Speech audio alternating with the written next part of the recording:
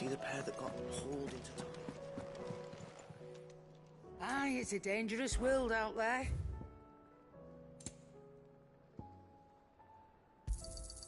You're rubbing me blind, you know. You'll not find a better price than that.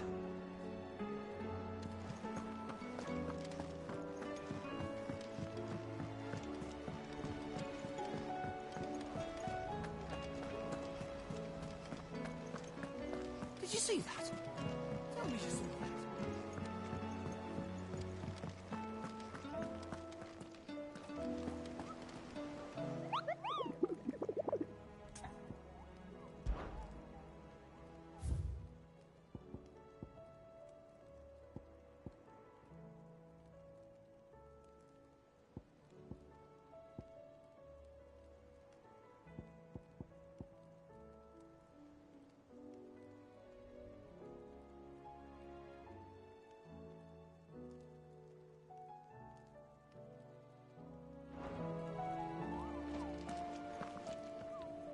Otto, how fares the realm? The realm? Oh, she's just fine. As long as you look past the fat storms out mother crystals and her skies are a roiling cesspit. And Gav? He's with your uncle in the Free Cities, helping Mid with her project. Sent an owl their way the moment the winds turned foul. Still waiting on a reply, though. Do you have any good news? Well, that depends on your definition of good. All right, fine. What do you suggest we do? Oh, no, I'm just a messenger. I leave the scheming to those more suited to the task. Could be that Lady Vivian and Old Tomes have their own thoughts on the current state of things. Could be that they don't. It certainly can't hurt to ask. I suppose not.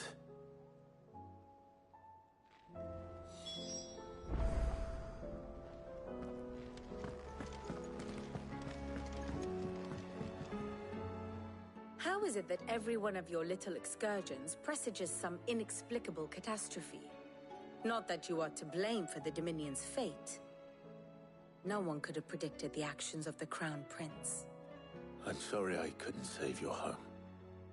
My countrymen are stronger than you think. A few toppled clock towers won't break their spirits. They'll be back on their feet in no time. I hope so. Look at us. Bluer than a pair of bog crabs. Tempting though it may be, sulking will not help us find a solution to this mess. You believe there's one to be found? I don't know. But I am certain we're more likely to find it if we first examine the facts.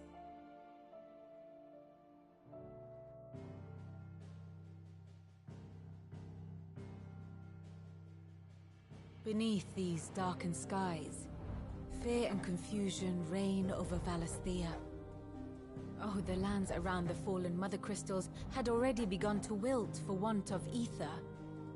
But not like this. Crystals that filled wells and fueled furnaces, now nothing but pretty shards of rock. And those that hang from the people's necks cast nary a glimmer of light to keep the dark at bay. It is only a matter of time before the common folk convince themselves that the end of days is upon us. Yet I fear a swift end is more than we can hope for. While most of the world thirsts for ether, the remainder drowns in it, spawning Akashic in droves.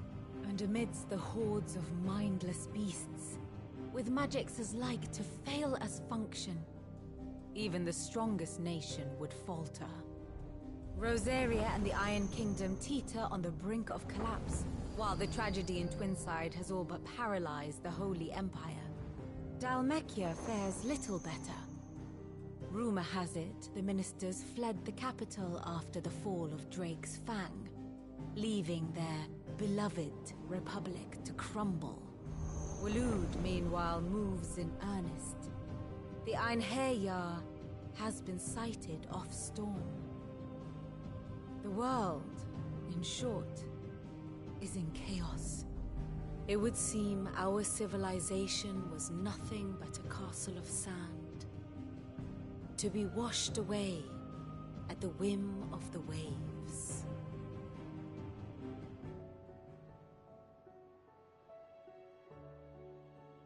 A castle of sand. Not my best flourish, but it seemed fitting.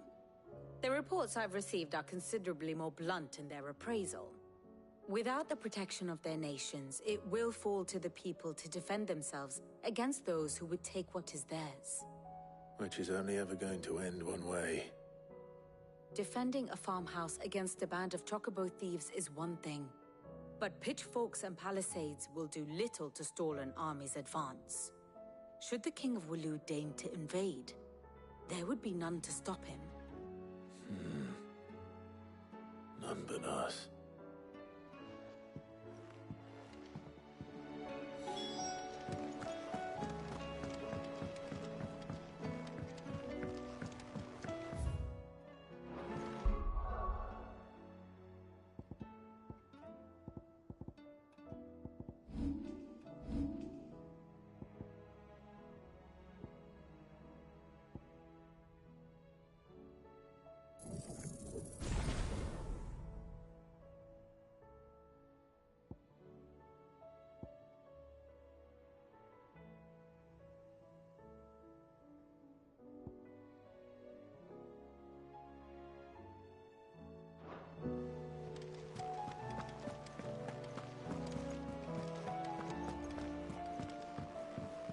Will we ever see the sun again?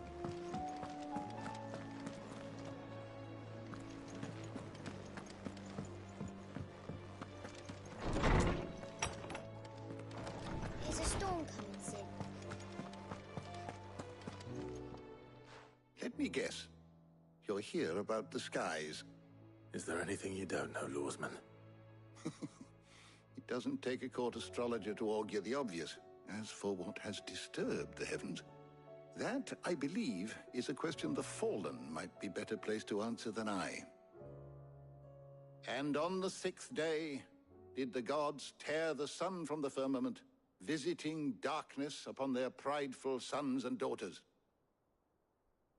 But I dare say you remember your childhood lessons on the sins of Zemeckis only too well. You think they're connected? That Ultima was one of the gods responsible? Well, he has certainly exhibited powers that we mortals would associate with the divine. There is nothing divine about him. But he wouldn't be the first god of whom that could be said, now would he? Yet for all the fairy tales that tell of the sins, there is almost nothing in the way of actual historical accounts. Had I the Journal of Moss the Chronicler, I may have been able to tell you more, but alas, I fear all remaining copies have been lost to time. You will forgive me, I hope? Certainly not. Because there is nothing to forgive. Even without this journal, you've provided us ample wisdom. And we will always be grateful for it. Perhaps Otto will be more inclined to share his thoughts when he hears what the others had to say.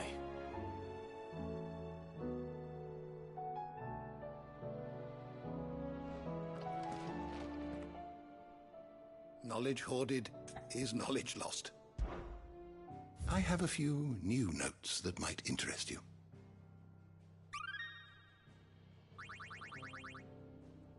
What subject shall we consider today?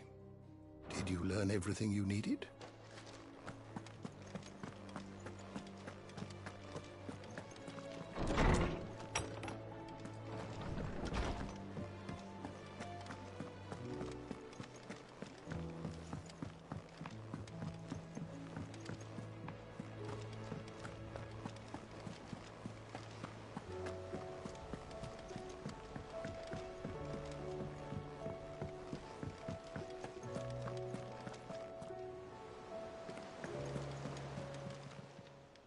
Clive. Here you go.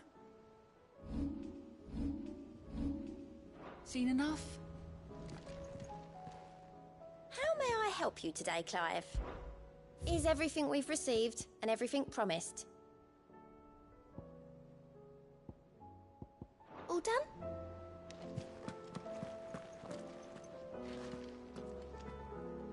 Clive, we have a problem. Only one. That would be a first. It would. Actually, there are three.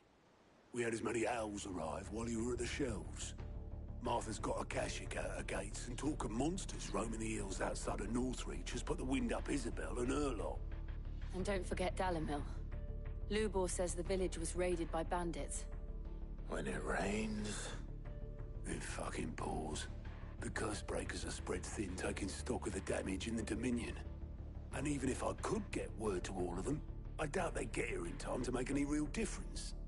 Which means there's only two people who can. Jill and I. Let them know we're on our way.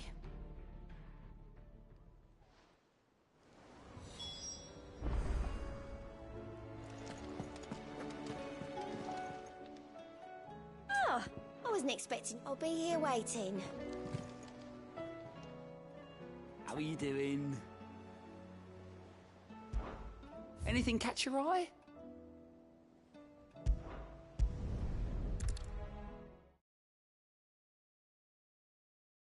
First we find Isabel.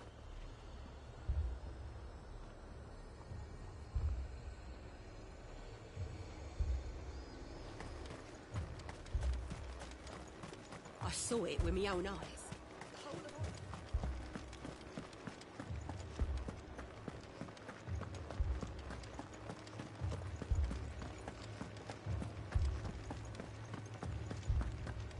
I can't do it.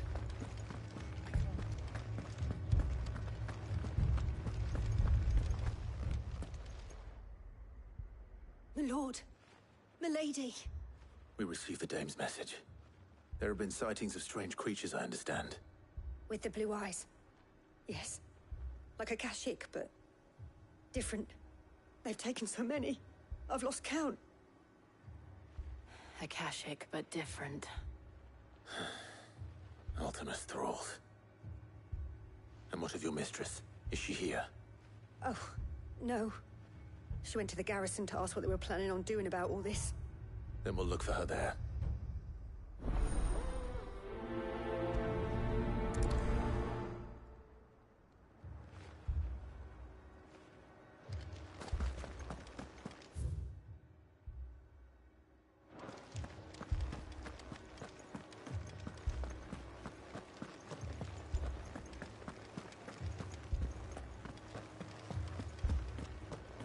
Four left for more on the captain's orders.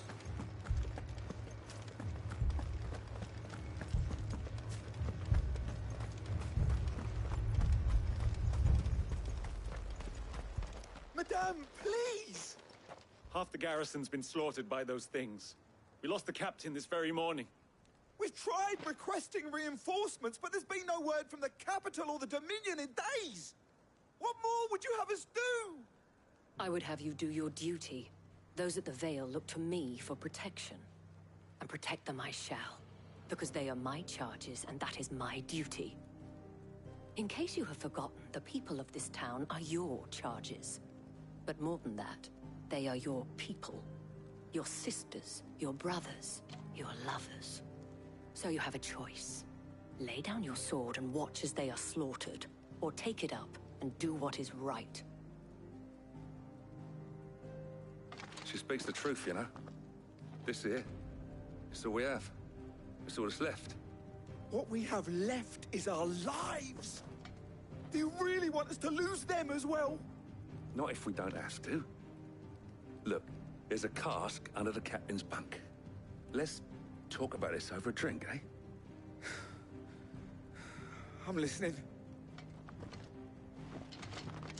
I'll have a word with him.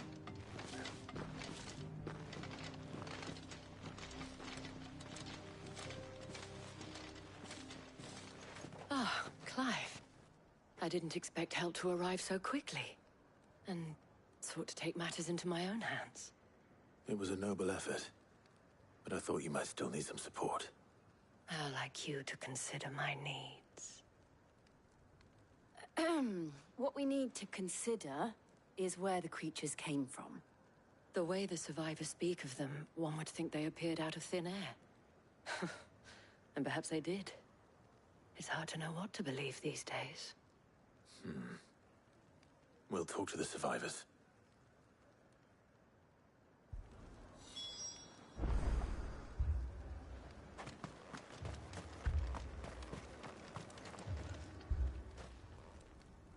You're a pikeman, yes?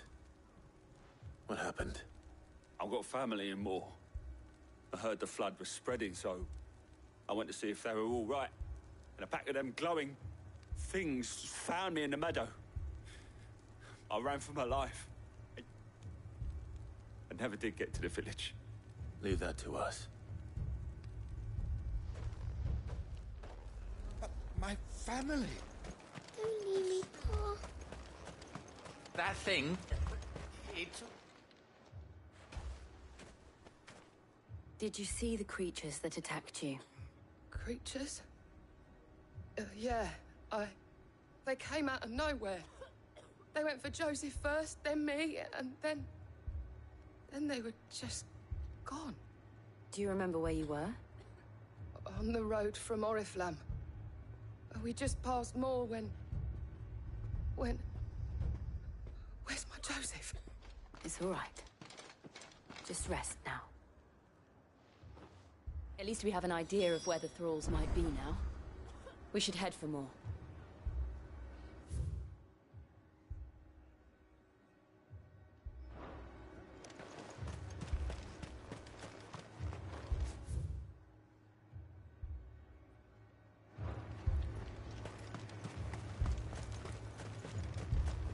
I assume you have a plan?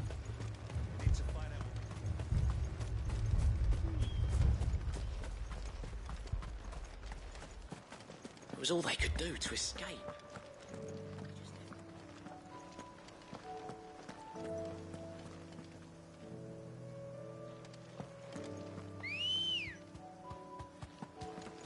Come on.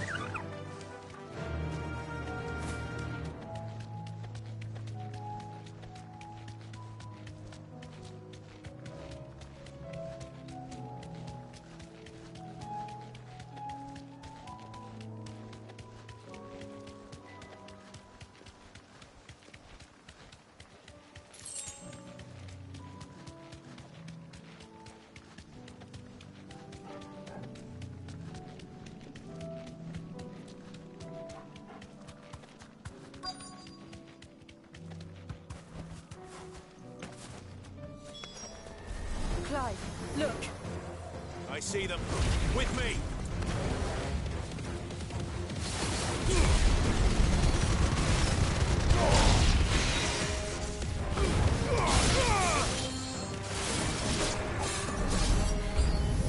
Should I climb? Save your strength.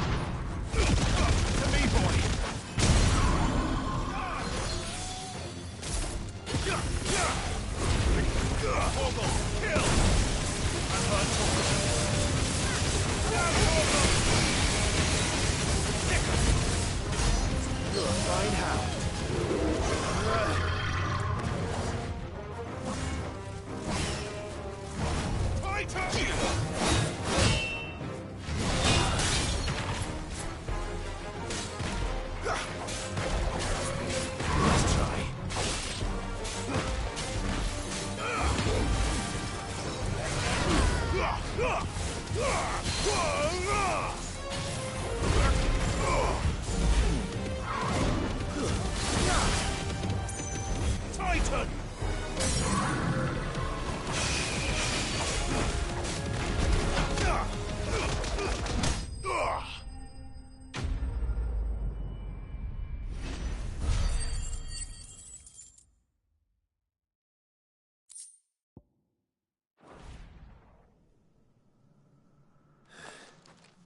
Do you think there are more? There are always more. But I'd say we've done what we can for the time being. Then we should let Isabel know.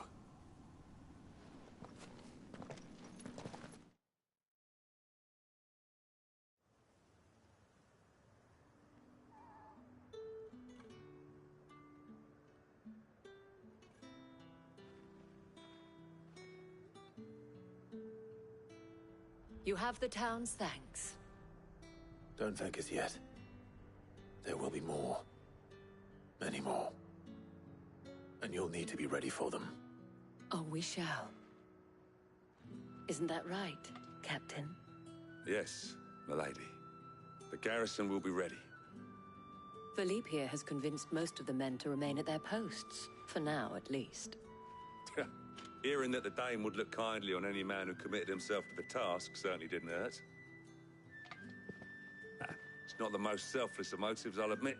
But whatever it takes, eh? Now me, I never needed convincing.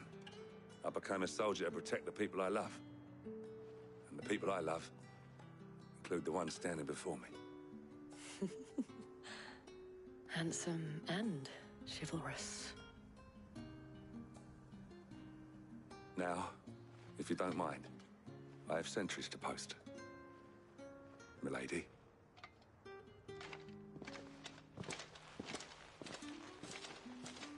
Lest you wonder, I'm not foolish enough to believe that this has solved all of my problems. But it has solved one, and that's one fewer than I had this morning. Thank you again, Clive.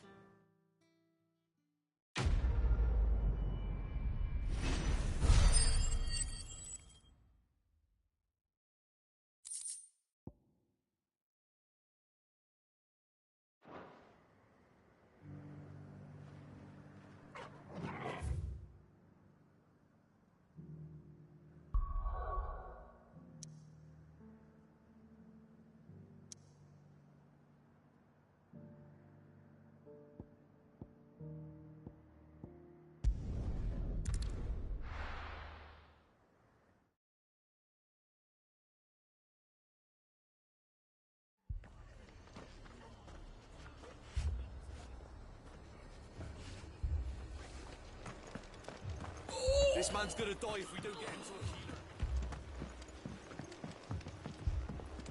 healer. Martha.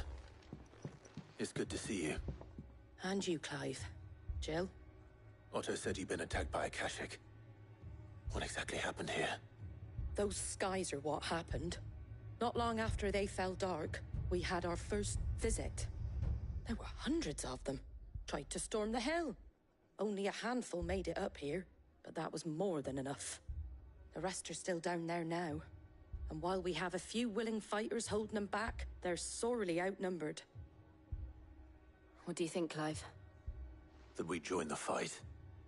I thought you'd never offer. Now, where I need you is the Fallen Gate. That's where the fighting is fiercest. Let the men know you come to help. Something tells me they'll be pleased to see you. We're on our way.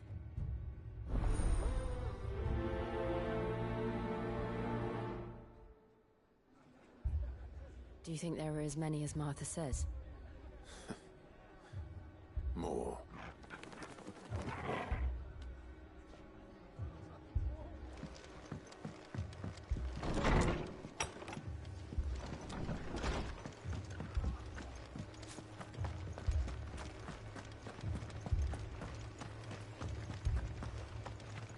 You don't think they've abandoned us, do you? This is no time to ride.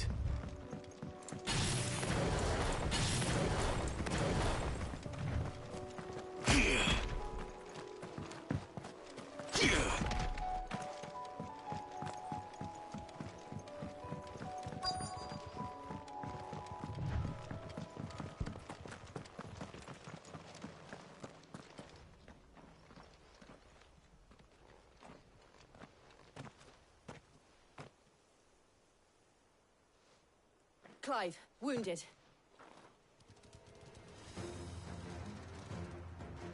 We deal with the Akashic first.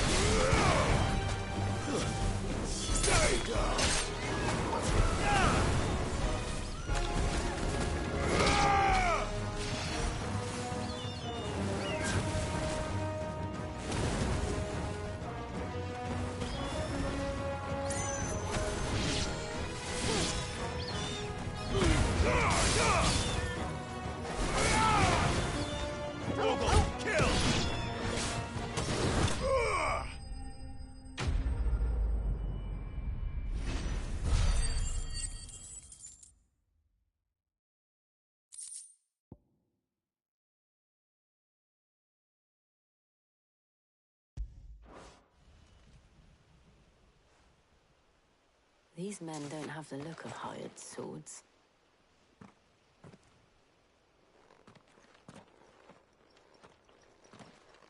If you've come to rob this place. You are mistaken, my Lord Rosfield. We're here by Madame Martha's leave. How do you know my name? Forgive me, my lord. There wasn't time for introductions. We're with the Guardians of the Flame.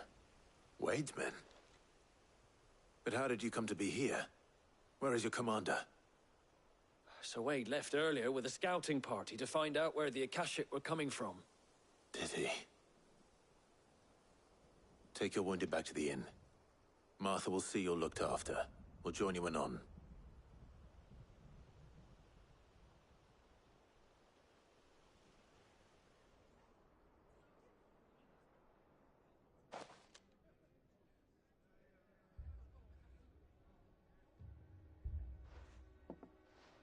And to think you took them for thieves. A fine reward for holding off the horde, that is. When did Wade and his men arrive? Not long after Rosalith fell. The Guardians asked me to shelter some of them that had lost their homes. They were making ready to leave just as the skies turned, and we agreed it was best we stuck together. Martha! Trouble! The scouting party's almost at the lift, but they got a pack of Akashic snapping at their heels! And they got wounded with them! They're not gonna make it! Damn it all. We'll worry about them, Martha. You look after everyone here. If any can still fight, send them to the lift. I will. You two be safe now.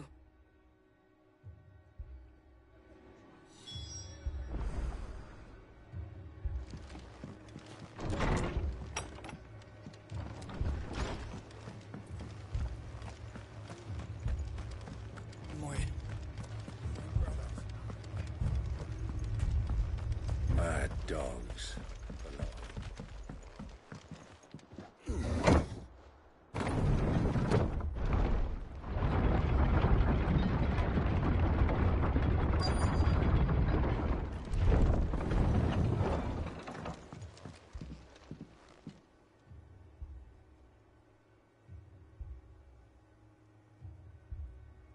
Squire, I need you to get those who can still walk up the lift to Martha's.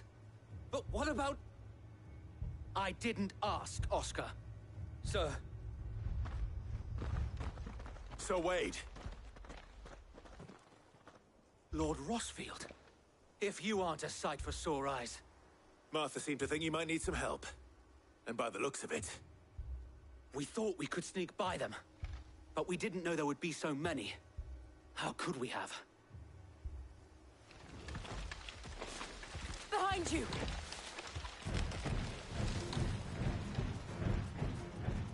Damn it! We need to get the injured to safety. Do you think we can hold them off? We can certainly try. Are you with us, Sir Wade? Always. Then let's do our duty. Soil and stuff!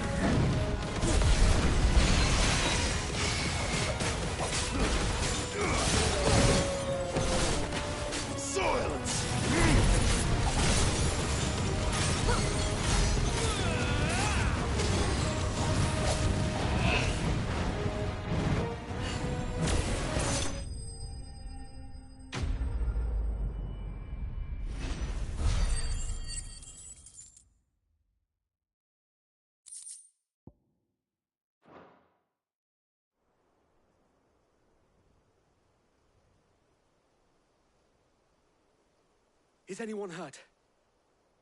I don't think so. And yet again, you've pulled me from the flames. It's just a pity I keep walking into them. You've never been one to shy away from danger, Sir Wade. Like any shield worthy of the name. I see you're all in one piece. Martha! Is something wrong? The lookout saw smoke coming from down Eastpool way. Too thick to be a hearth. A second horde. Feel like finishing the job.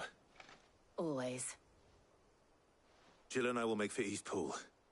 You'll need to move the injured without us. Don't you worry about them. The moment my men are safe, I'll follow.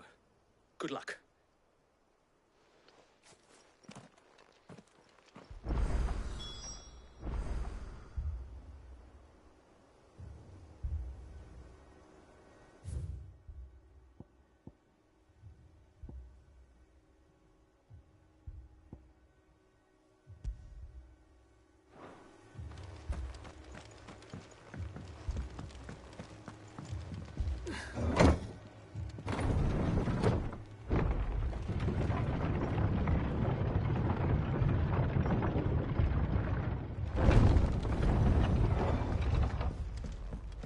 mad dogs along.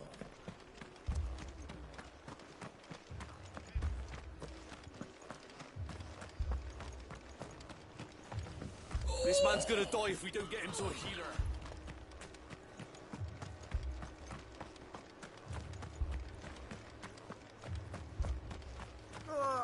Just patch me up as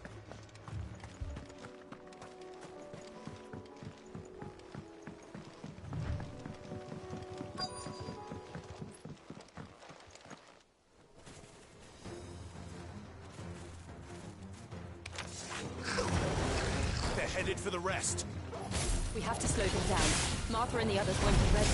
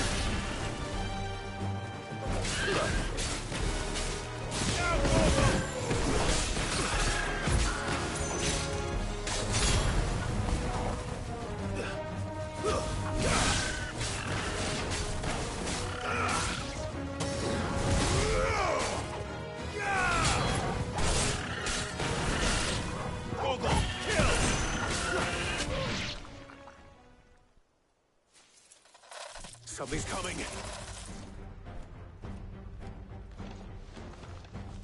Apologies, my lord. Did I miss anything? Only the first round, so wait. Shall we?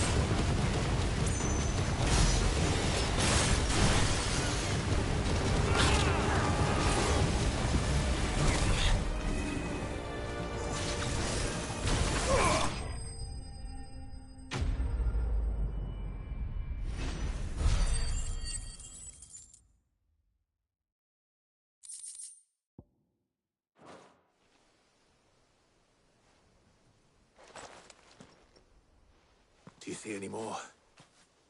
No. I think that was the last of them. But it won't be long before the next lot arrive. Then we make for Martha's while we can.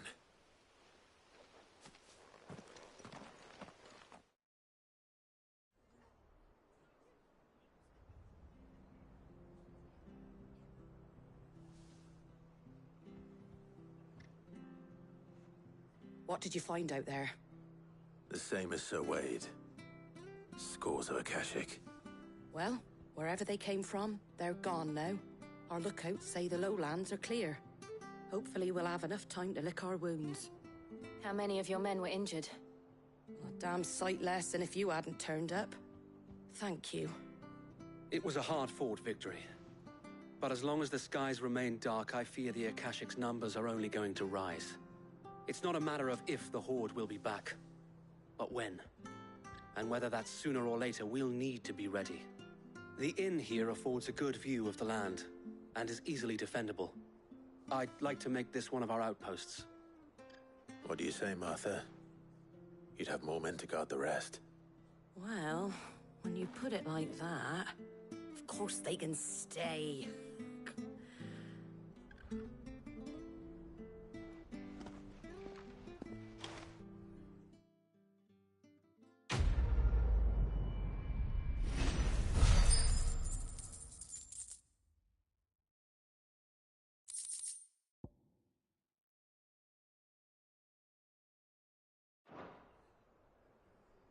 My lord, there's someone I'd like you to meet. Oscar, over here.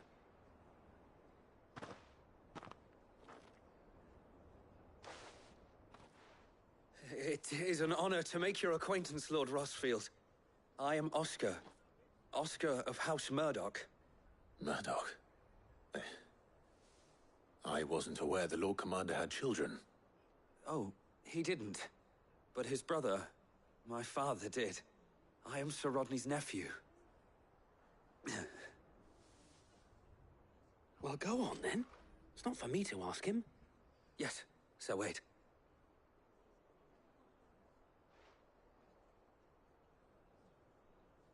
If it please you, my Lord Marquis, might you take me as your squire? I would learn the duties of a shield from the finest. I'm sorry to disappoint you, Oscar, but I'm a shield no longer. Nor was I ever the finest. And spending time in the company of an outlaw hardly seems a fitting education for one aspiring to take his oaths. My Aunt Hannah once told me that a man is not defined by his title, but what he does in its name. You have accomplished much since taking on the mantle of Cid, winning no little honor in so doing. And I would sooner serve under an honorable outlaw than an unworthy shield. Not that Sir Wade and the other Guardians are... I mean to say that, they're... It's all right. We know what you mean.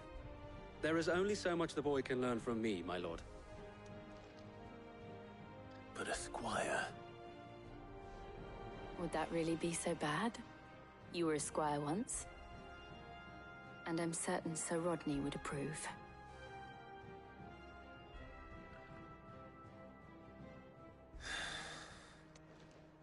Know that I'll show you as much leniency as your uncle showed me. I would not have it any other way.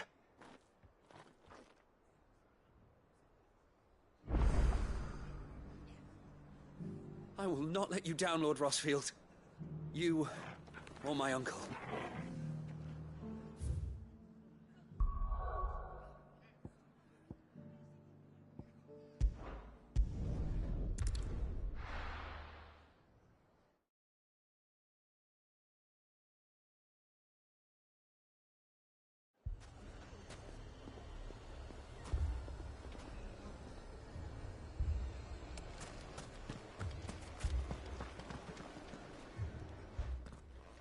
Cid!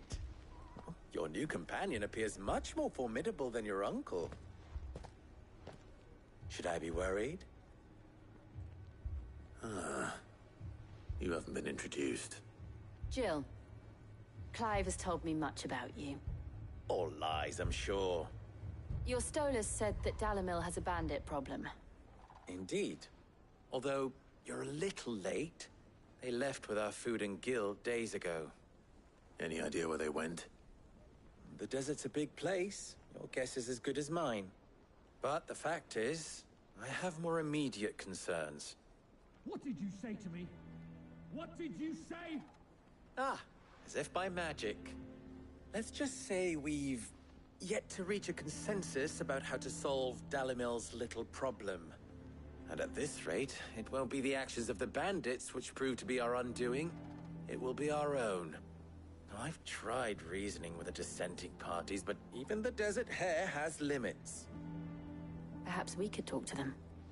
What makes you think they'll listen to us? What makes you think they won't? She makes a fair point, Cid. And you won't have wasted much of your precious time if you fail. They're just across the courtyard.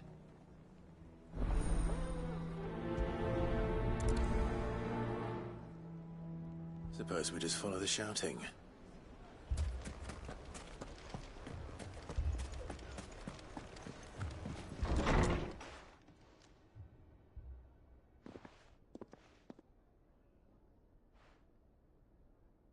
You wouldn't talk like that if it had been your men whose throats were slit. Blood for blood, it's the only way.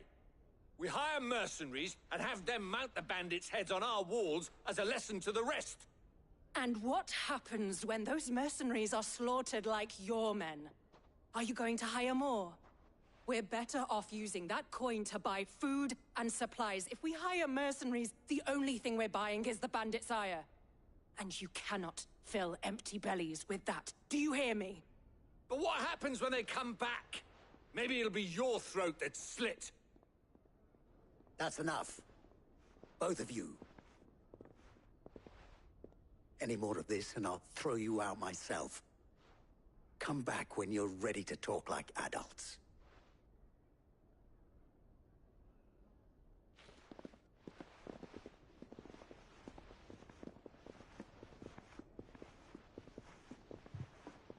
Victor. What's he doing here?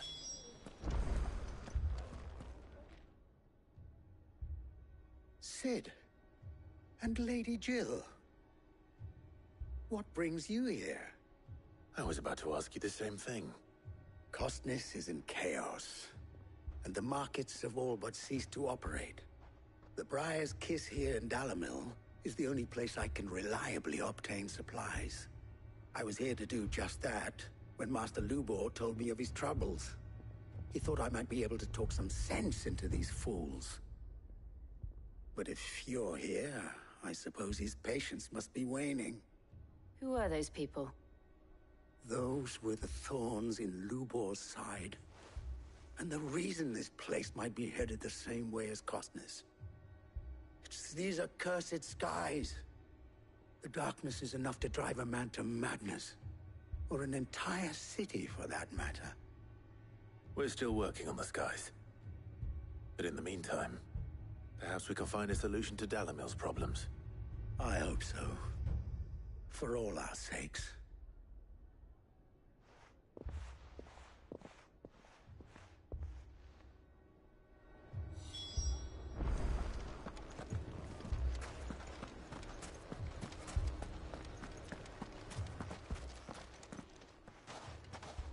So, you see my predicament? What I saw was a room full of people who were angry and afraid. And with good reason by the sound of it. But if left to smolder, that anger and fear could set the entire town alight. My thoughts exactly.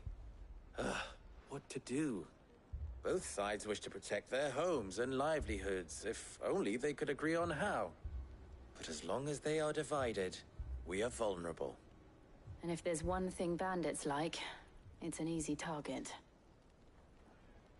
What would Sid the Outlaw suggest? Well, if it were my namesake, he'd let them choose for themselves, and be on hand to pick up the pieces when it all went wrong. That sounds like a recipe for disaster. A recipe for disaster is precisely what it is. But perhaps that realization would be enough to make them question the ingredients. While it's plain neither Conrad nor Natalie will countenance the other's proposal, it may still be possible to make them doubt their own. Before presenting them with a third option. And that would be? To pool our resources and save the city ourselves. Why fight each other? When all that fear and anger can be directed at the bandits. It appears we have a plan of action. Victor, pay Conrad a visit. See if you can't convince him of his folly. I'll speak with Natalie. As you wish. Your faces are not well known in this town. That may prove useful. Don't worry, Victor and I will do most of the talking. You need only play along. Play along? What he means to say is yes.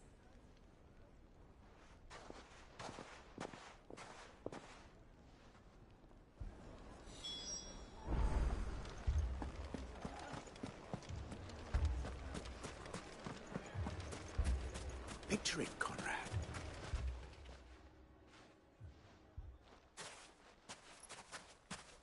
Ah, here she is.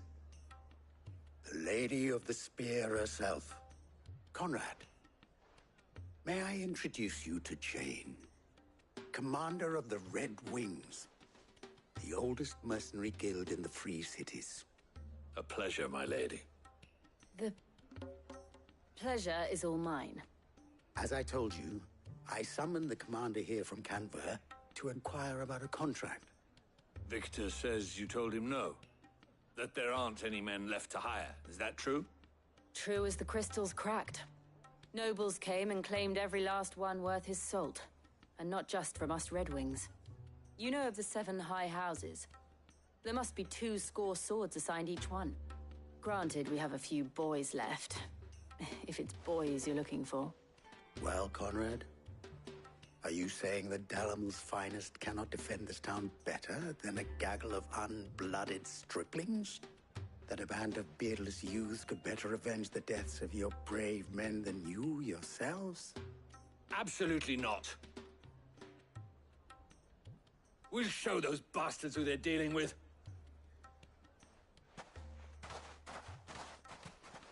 I can't believe that actually worked.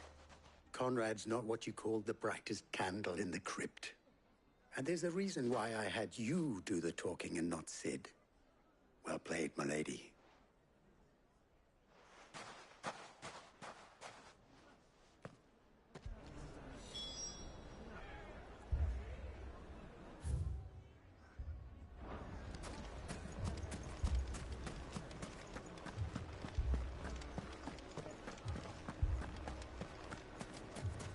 My shop. If I had my pickaxe, I would... I mean, it may still be possible to buy something. Ah, here he is now. Natalie, allow me to introduce Lord Underhill of Randalar's prestigious League of Merchants. Lord Underhill. At your service. Underhill? I was just telling the good lady of our conversation, my lord, and how you were lamenting the state of the capital's stores. Lubor says that not only are the granaries almost empty, but that war and the Blight mean this season's harvest won't be enough to fill them for winter. Indeed, certainly that is the case.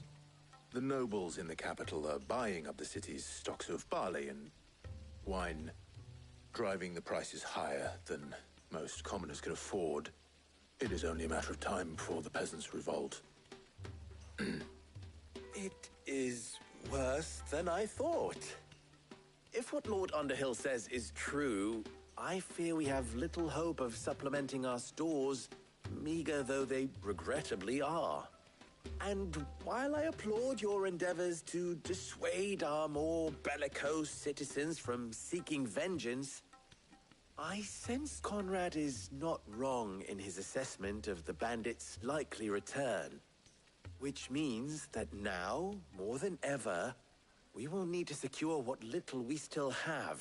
Food, weapons, herbs, everything. If our humble town is to endure not only this hardship, but those that are certain to follow, we must stand united. All right. If it will help to protect my home, I'll do it. But you needn't have gone through this charade.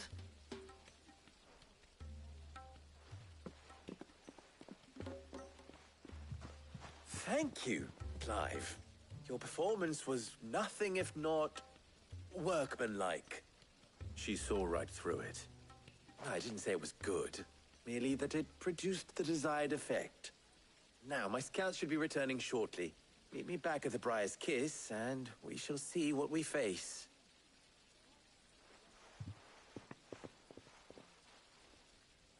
I'm not convinced our roles in this ruse were entirely necessary. I don't know. Conrad seemed quite taken with you. It appears I have no choice but to do what... Mummy, I'm scared. Oh, I'm ruined.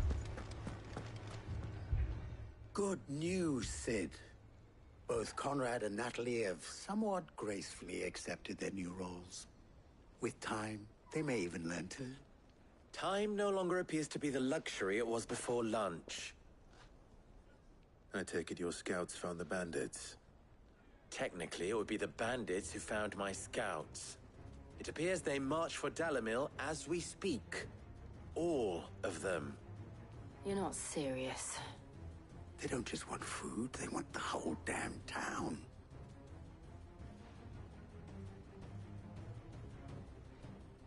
I have a favor to ask.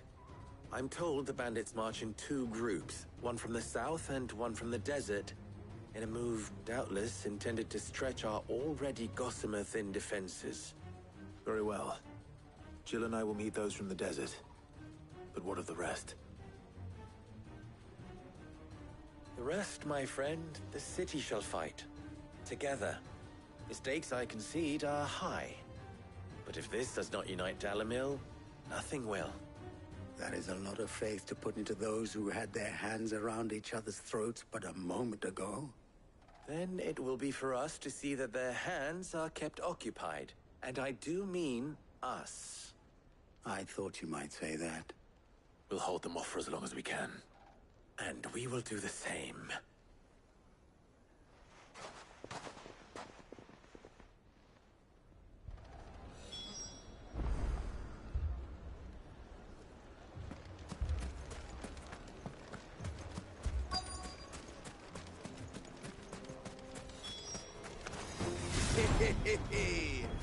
The women folk have come to welcome us. I'll take that one. He's all yours.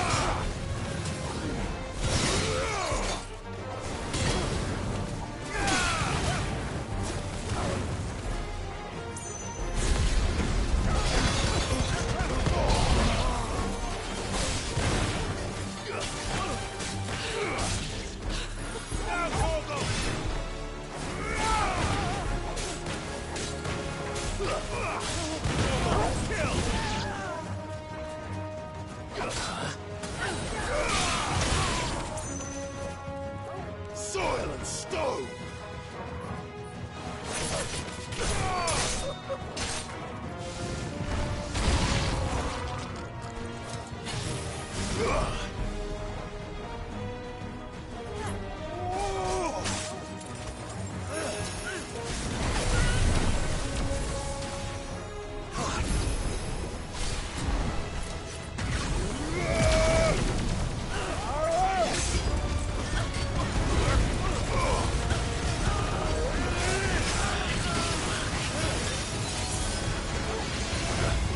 Fine hound. Stand fast.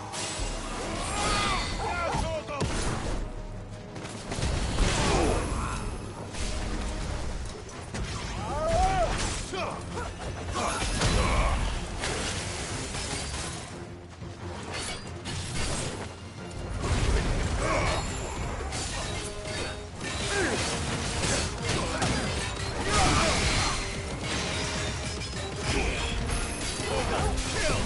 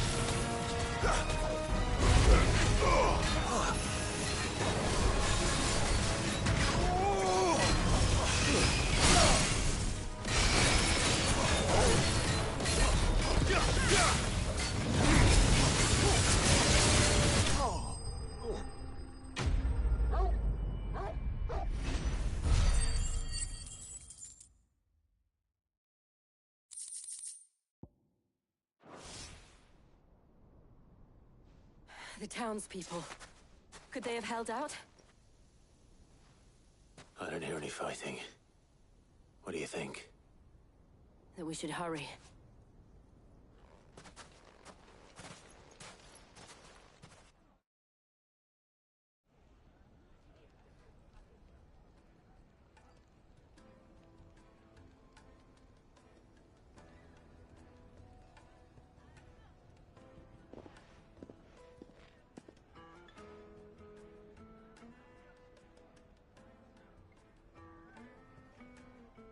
Natalie, I owe you an apology.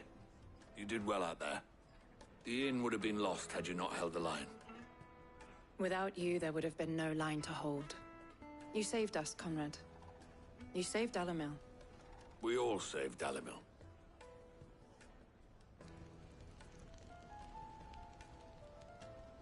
Conrad seems to have had a change of heart. I'd say they both have. I take it from your presence that our visitors from the desert won't be joining us either. Pity. The plan worked, Sid. Granted, it only took an army of bloodthirsty bandits at our gate. Come now, Victor. Why quibble over the details? We are united, and that is all that matters. As for you, Sid, you fight considerably better than you act. I'll take that as a compliment.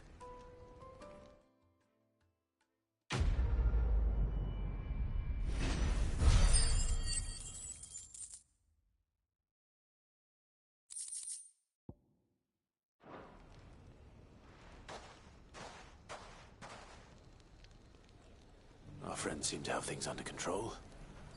For now, at least. Let's go and put Otto's mind at rest.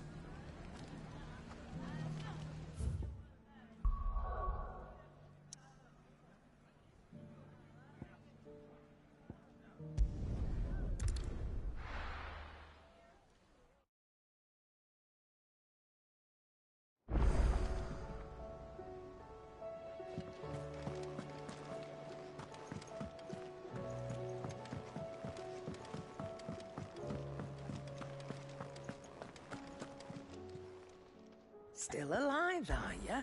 Go on, then. You'll not find a better price than that. It'd better all be here. So what do I owe the honour? So, will it be?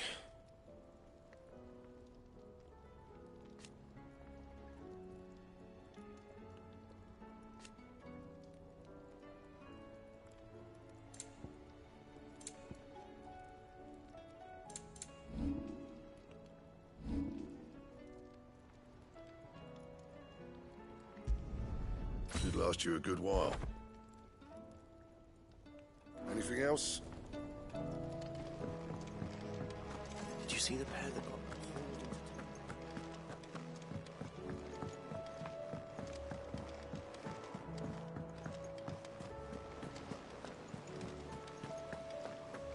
Did you see that? Tell me you saw that.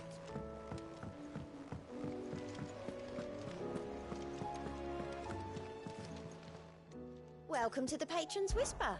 Come to claim your just desserts? Here you are. Best of luck out there, Sid.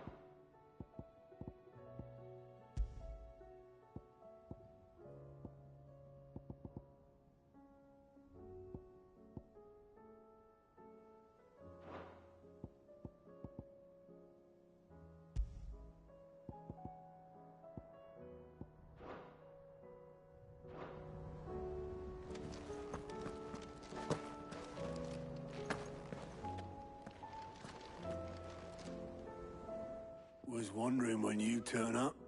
Hellos from all our friends thanking you for your timely intervention. How is it you always manage to arrive at just the right moment? Luck, I suppose. Any word on the rest of the realm? Let's see. Storm's still crying out for mother crystals. The nations are still in chaos. And the skies are still the colour of a kick in the kidneys 2 days on. So... Right. Clive, we knew this was going to happen. Well, not the bleeding skies part, but you take my point. Now's not the time to second-guess yourself. Now's the time to visit the infirmary. Talia says your brother's awake. Thank you, Otto.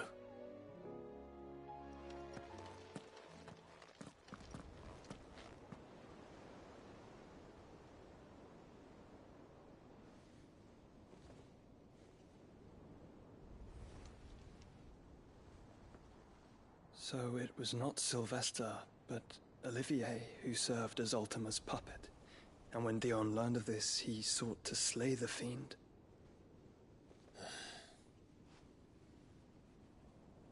Only for his father to take the spear that would have freed him. Enough to drive a man to madness. Small wonder he hasn't stirred. I would be afraid to wake. Had I but reached out to him sooner, warned him of the threat Ultima posed. But now, both an empire and her prince lie broken.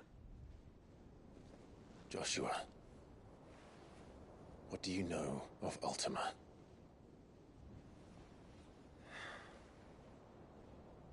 Very little, I'm afraid.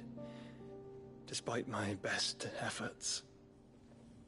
18 years ago, as I lay buried beneath the rubble of Phoenix Gate, 'twas not death who came for me, but another.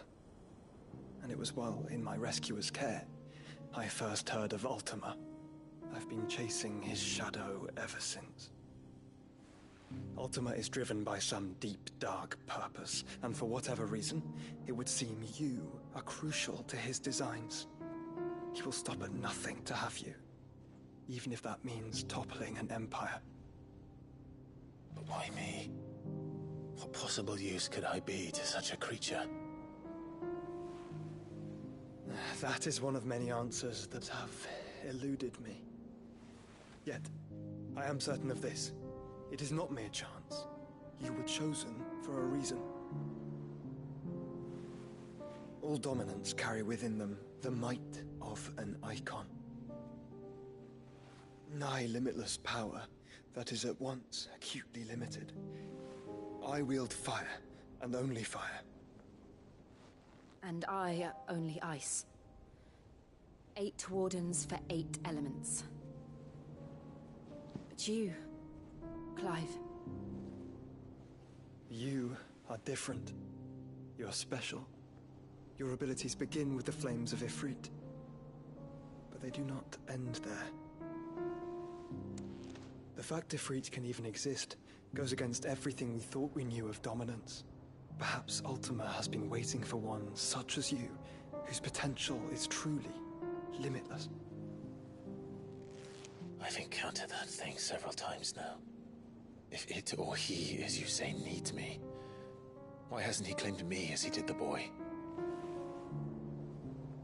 Were I to hazard a guess, I'd say the two of you are somehow incompatible. His mind not properly attuned to your body. His mind? Mind, awareness, spirit, call it what you wish. But I believe Ultima to be an embodiment of the concept. This is why I struggle and fail to contain him here inside me. I'm sorry. Inside you? With every setting sun, I feel my strength wane. And though the Phoenix's flames mend the prison I have made for Ultima, they do so at a cost. We must find a means to bring an end to him before I meet my own. What were you thinking? It was that or let him take Clive. And I've always had a soft spot for my brother. But that doesn't mean you should sacrifice yourself to save me.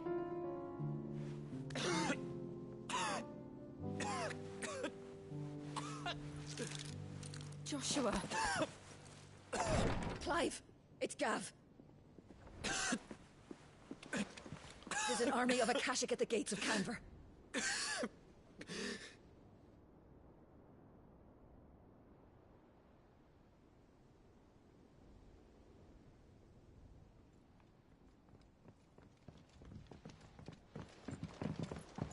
Well, what's the short of it? It's all Tyre told you. The capital of the Free Cities is under siege by an army of monstrosities. The city guard are doing their best to stem the tide, but numbers ain't on their side. What of Lord Byron and Mid? Were they able to escape? No, but they're all right for now. They're hiding with Gav at midship. We have to get them out of there. And we shall. Otto, prepare a Stolas. Tell Gav to stay exactly where he is. Understood. Vivian, what's the swiftest route to the Free Cities? That sounds like a question for the map. Look here. This road, through Tabor, should provide the least trouble. Good. What a coincidence. Tabor is exactly where I'm bound. Joshua, bed is where you should be bound. You don't think I told him the exact same thing? Were Tyre not such a talented healer, I would surely have been inclined to agree. But, thanks to her ministrations, I feel I may safely rejoin my attendant, who was to wait for me in Tabor if we became separated.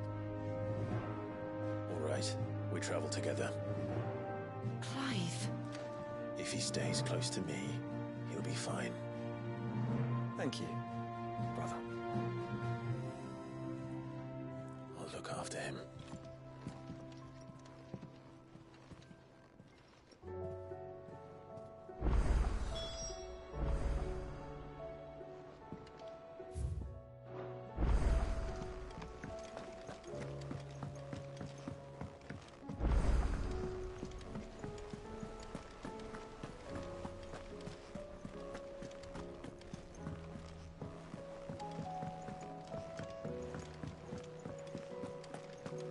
Seems the hideaway is Blasted book.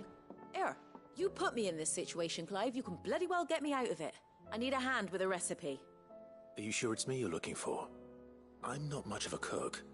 I'm all the cook will be needing, thank you very much. What I want from you is a little of your time, right? Oh, and perhaps your sword. You remember Ivan's stew, right? Well, despite the look of the thing, and that awful stench, people wolf it down. So I thought I'd try making one of these supposed masterpieces myself. Had a peek at the book and gave it a go, but, well... It wasn't as straightforward as you'd hoped. Ivan had the same problem. Yeah, but this is my blimmin' kitchen, and I will not be outdone. So if you don't want to be seen as playing favourites, I suggest you lend me a hand. I've never been one to play favourites, Molly. And I would be only too happy to lend you a hand. So, what's on the menu this time? A fried mortress of skyworm. That's one heck of a name, innit? Recipe seemed easy enough to an old hand like myself. Thought I'd followed it to a T. Only, turns out skyworm livers and drake's mint are not what I thought they were. At least I hope they're not, given the rancid mess they made. Ivan said the recipes in the culinary pilgrimage date back centuries. Who's to say the ingredients even exist anymore? Ah, that's a question for a scholar, wouldn't you say? Perhaps you know of one? Kindly old fella who haunts the shelves, maybe? Fine. I'll go and speak to Harpocrates. Perhaps he'll know something. And if he does, I'll see if I can find your ingredients for you. You do that. Lest we forget, you've got a reputation to uphold.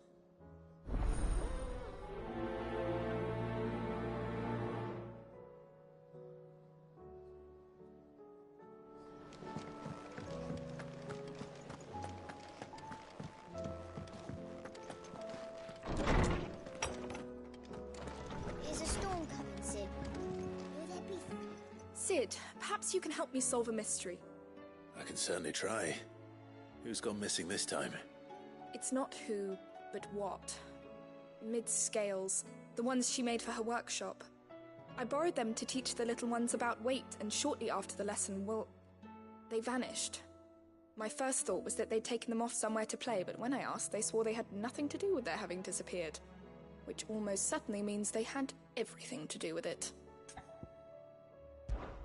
Perhaps a visit from Sid will jog their memories. I think it just might. Thank you.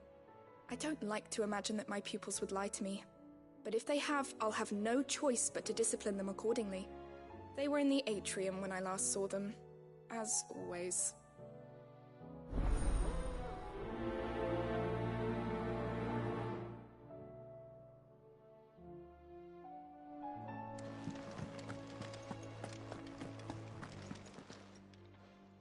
Lawsman Harpocrates. I've come to pick your brain if you don't mind. It's about the book you lent Ivan.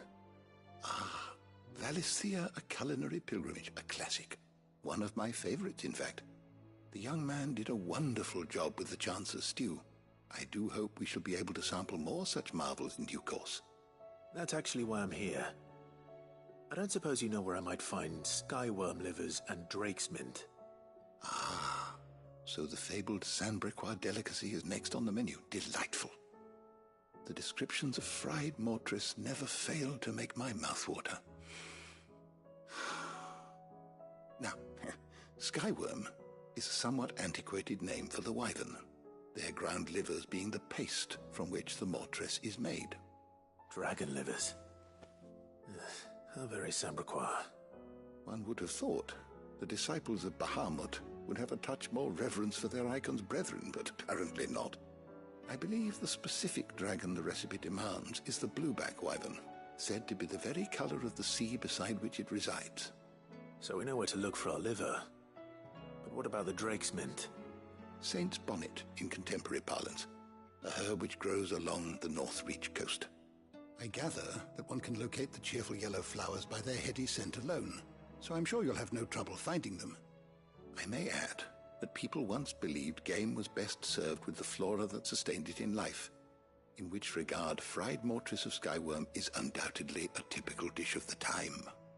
Meaning that if I find one, I find the other. To Northreach, then. Best of luck, Clive.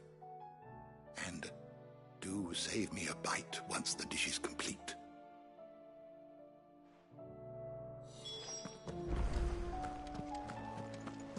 There's a storm coming, Sid.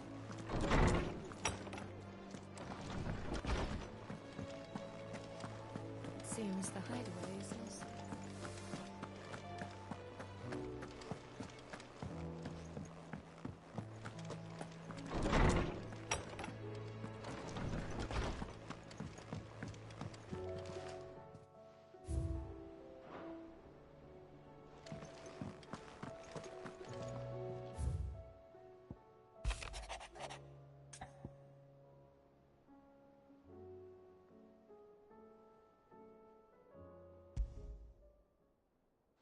Rutherford. Wasn't that the name of my uncle's manservant? Why would he be at Martha's Rest?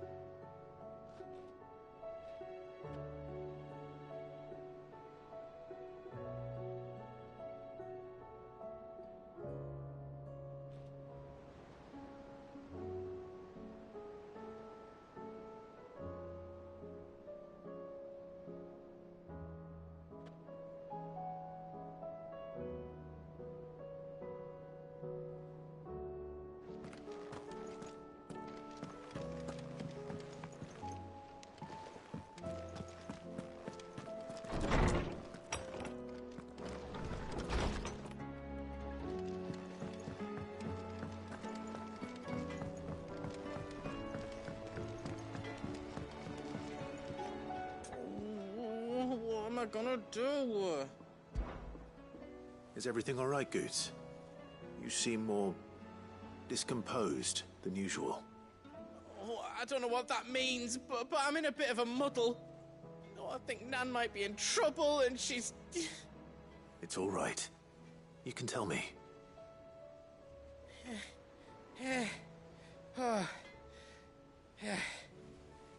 There was a trader came by. One of our usuals, like. Said he'd heard some rotten rumours about her down Dalimil Way. Folk are saying she's been selling to bandits and cutthroats and that. I mean, she's fond of a chance to make a coin or two, aye, but she'd never do business with baddies. Especially not the kind who go hurting people who haven't done out. I wanted to ask her about it myself, but I'm scared she'll give us a tongue lashing. She'd never give your tongue a lashing, though, would she?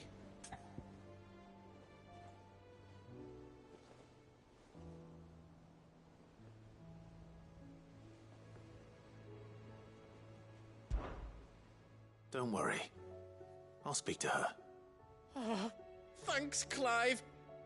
You'll let me know what she says, won't you? Of course. I'm sure it's all just a misunderstanding.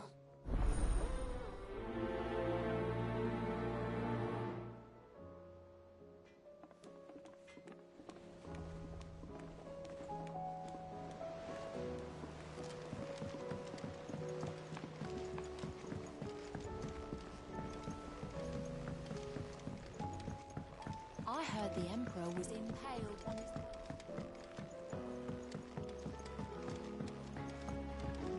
We're all gonna die! You hear me? What do you reckon we should do? I say we should just tell Miss Shirley. You'll get us all straight.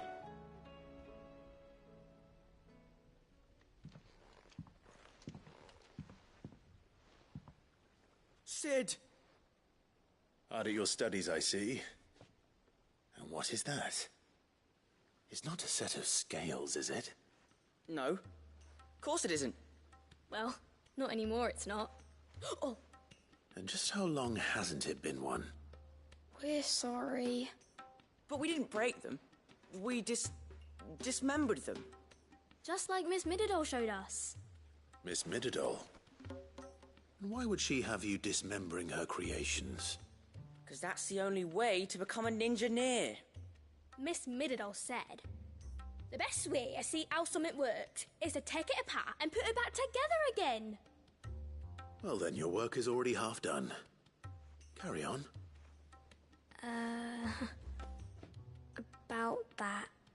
The taking apart was easy enough, but it's the putting back we can't work out. Speak for yourself. The heavy thing goes at the bottom. Then...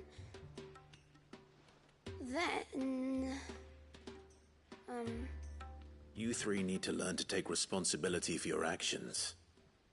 So let's have a look at these parts with fresh eyes, shall we?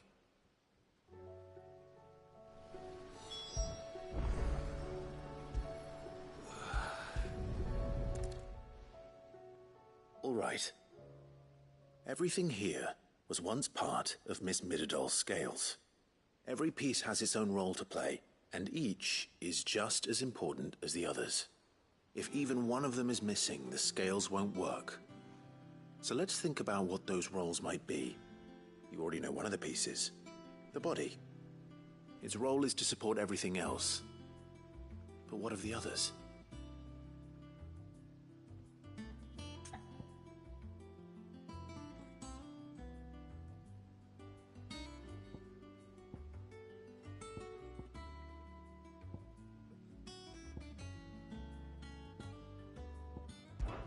This is called the arm.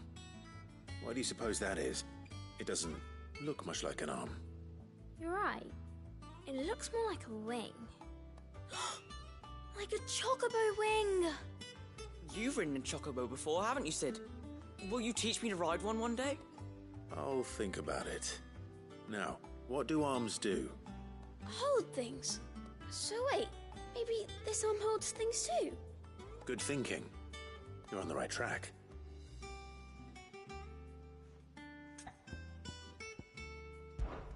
These round parts are called the pans. You all know what a pan is, don't you? I do. Molly uses them in the kitchens to fry bangers. But these aren't for frying bangers, you idiot. They're for weighing stuff. But what if I wanted to weigh goods? I don't think you'd fit on that little thing.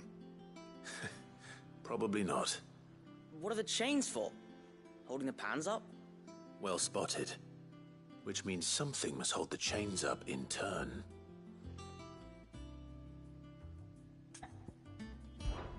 This tiny piece is what's called a cogwheel, or gear. Have you ever seen one before? I have. Miss Minidole's dungeon is full of them. Most are on the floor. She puts them in all her inventions. They spin round and round and round and round and... That's right. They're very useful when you want to make things move. Do you remember if there was anything on the scales that moved? I remember the arm moved when I tried weighing an apple.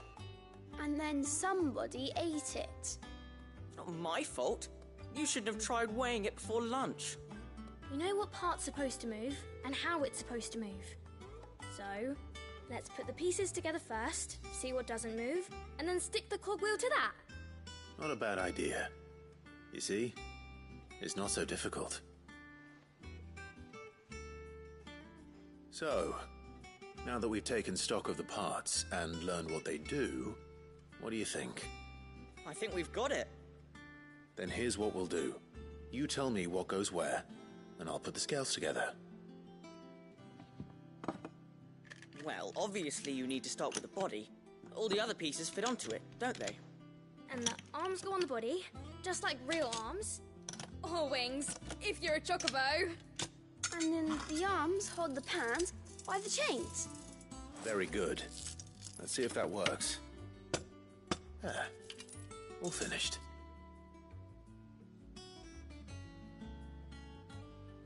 Yes! We did it! Well, with Sid's help. Oh, I just put the pieces together. It was you three engineers who showed me how. That's right. We're Miss Minidole's hairs. Her hairs? Yeah, hairs for the future. She's showing us her secrets now, so we can help out the hideaway when we're older. What do you think, Sid? Are we almost ready? With a little more help from Miss Mididole and Miss Shirley, I'd say it won't be long at all.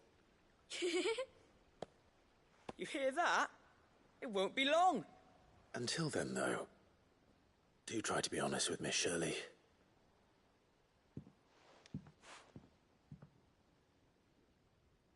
Hey, look! We never used the cogwheel. You don't think Sid forgot about it, do you?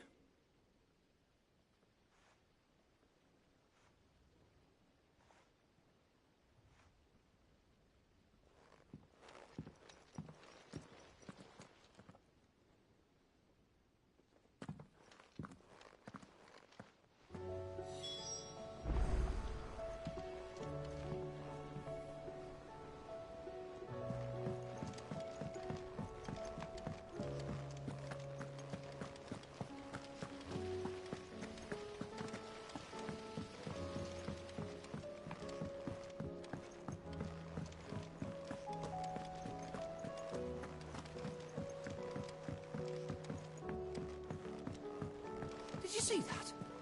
Tell me you saw that. Oh, the moon.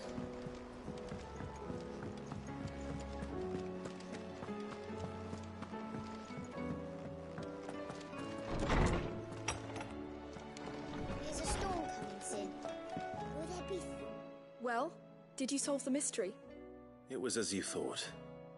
The children had the scales, or the parts of them at least. They dismantled them to see how they worked.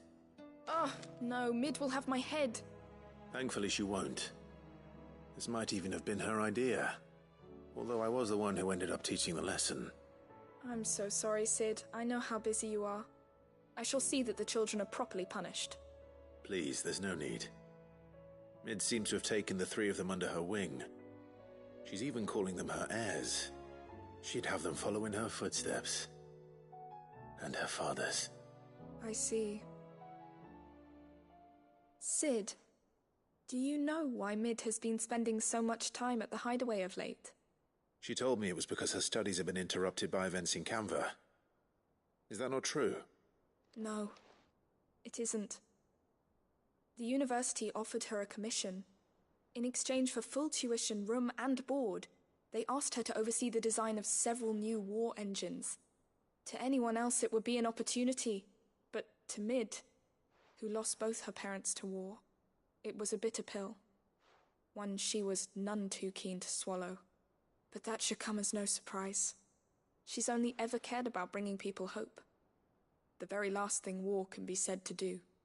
Which explains her heirs. She's working to give them a better life. And so should I. What's the odd engineering lesson? Oh, you've given them far more than that. And I'm sure they're very grateful.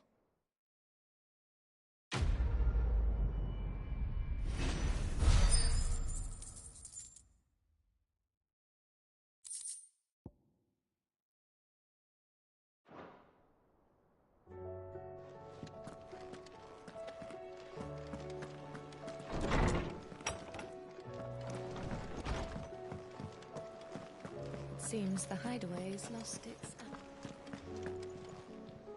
Lady Karen. How's business? Not nearly as foul as the weather. You're doing good trade then? Both in and out of the hideaway? Can't complain. Wait. What exactly are you getting at? Not once in 5 long years do you pay my affairs half a care, but here you are today, raking me over the coals like a bloody popoto? Just asking. Out of interest. All right. I'm here because I was told that certain rumors have been circulating. About you selling weapons to brigands. Oh, are you? And who was it who knows me so well as to tell tales of my evil exploits? I didn't exactly hear firsthand. All I know is that someone in Dalimil has been spreading word to that effect. And what? You believe it? You think I'm profiting off the blood of innocents, do you? Look, I've done things I'm not proud of. Might be there were a time when I turned a blind eye to the wretchedness of the world so I could line my pocket. But that woman is no more. And you'd know that if you'd ever paid the slightest bit of notice. You're right, Lady Karen. I apologize. It was wrong of me to doubt you. Aye, it was. Now, I reckon you've got better things to do than pointing your do-gooding finger at a poor old woman. Of course. Good day.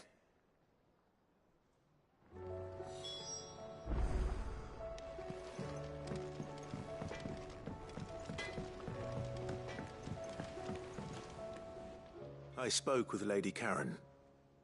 What did she say? That the rumors were unfounded, and that I was a fool for thinking they might hold any truth, along with some other things that made her feelings clear. And while it sounds like she may have done things she regretted in her past, she says those days are behind her. Oh, well, that's good. I knew Nan wasn't caught up in out bad. But why would people say she was? What did she ever do to them? It's not right. No, it's not. But people do things for all sorts of reasons. Perhaps we'll never know. Well, I'm going to find out. That trader, he said they were all talking about her in Dalimil. So that's where I'm going. I'll find someone who'll tell me, you'll see. Are you sure that's wise? Whoever's spreading these rumors means Karen ill. Oh, right. But that's why you'll be coming with me, isn't it, Clive? I suppose it is.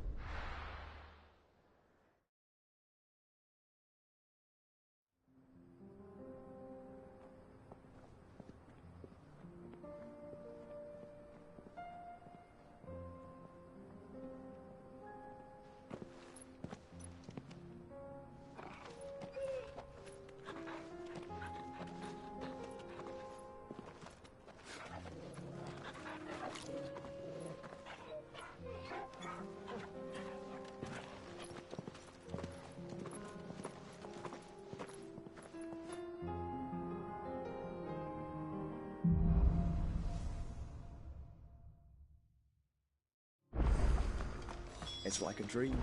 The four of us out walking like we used to. Enjoying this, are you?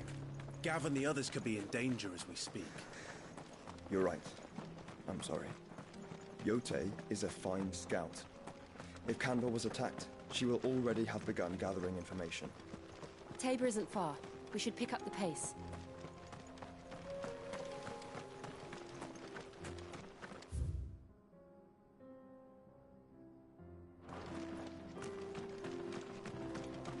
We can use the ruins to cross the ravine.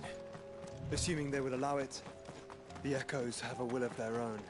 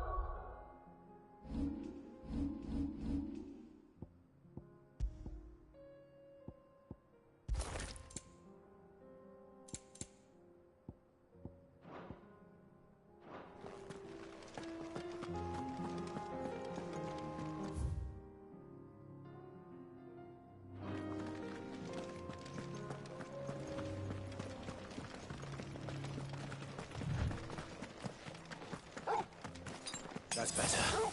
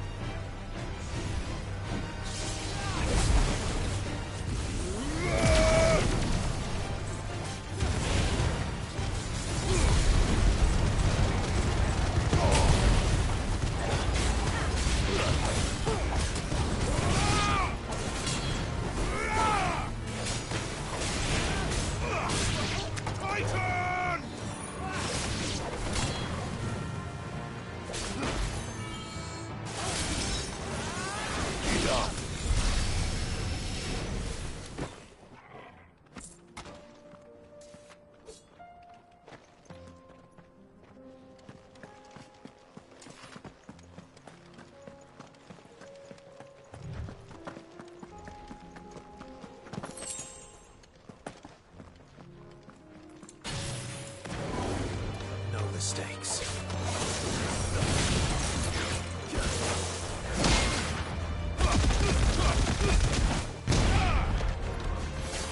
All yours, Torval.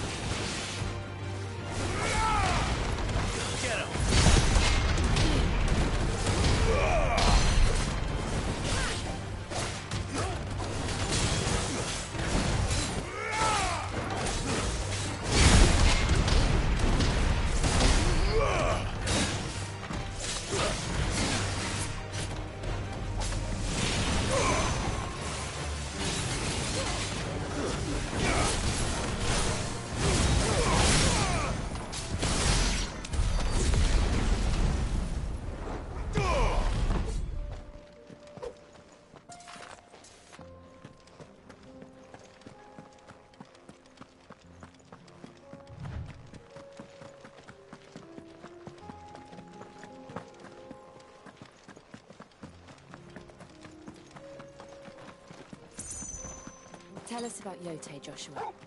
She's strong-willed, loyal, and deadly with a blade. Much like Clive, but with better manners.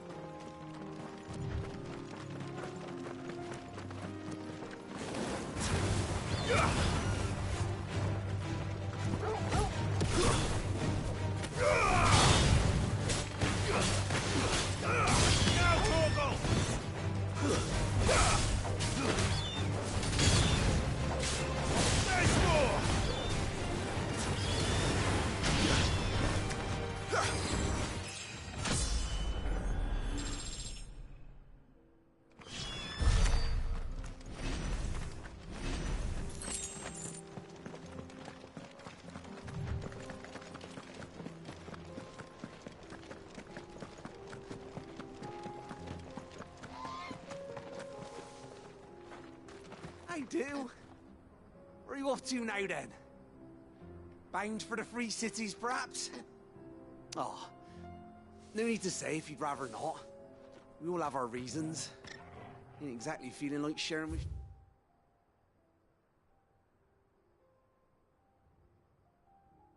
strangers myself at the Mo. Truth be told, I could do with a bit of inspiration. Don't know which way to turn no more. Was doing a roaring trade back in Oriflamme. Right up until the poor Drake lost her noggin. So, thought I'd try me luck in the desert. And Fang went the same way. And don't get me started on the mess in the bloomin' Dominion. Suppose I could try Canberra next. But knowing my luck, the old place before.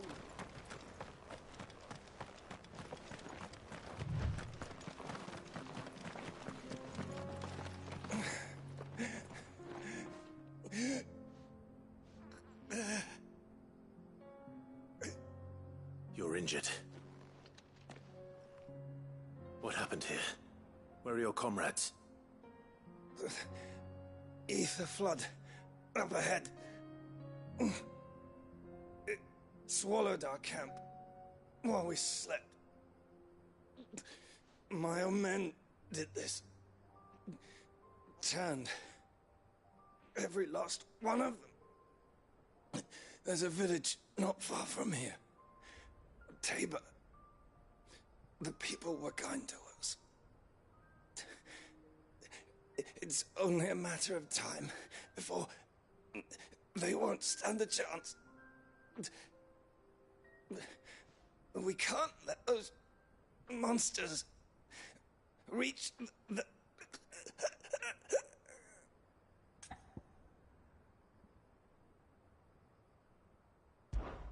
I'll go. You catch your breath. Thank you. Our encampment is up ahead. Just off the track. They must not reach Tabor. Forgive me, Lord Kuka. Rest well, soldier.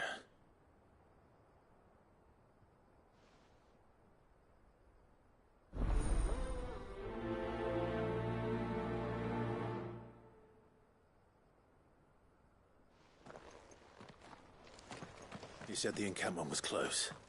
Let's hope the Akashic are still there. Another Eikon. Blood. They're everywhere now. We can't go round it. Then we'll just have to be careful.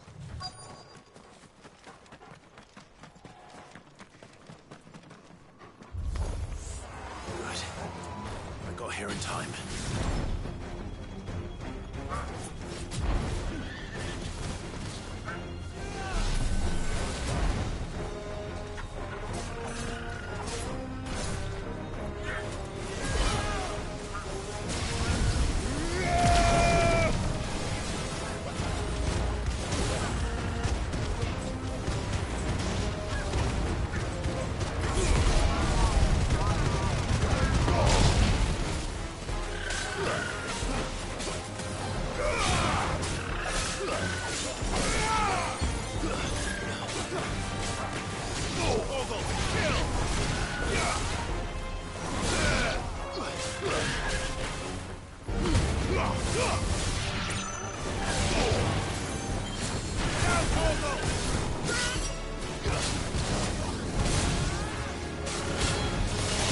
It's over.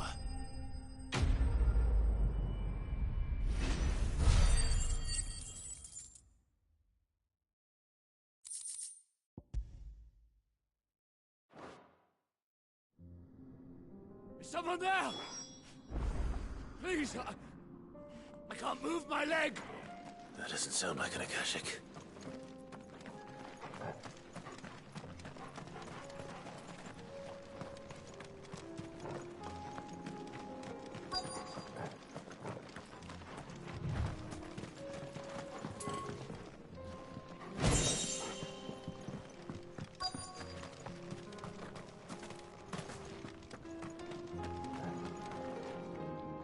You're with the battalion? I am. I heard the fighting. Are the others? Taken care of. One of your brothers in arms told me what happened and asked for help. Another survivor? Where is he? Tell me. His wounds were too deep.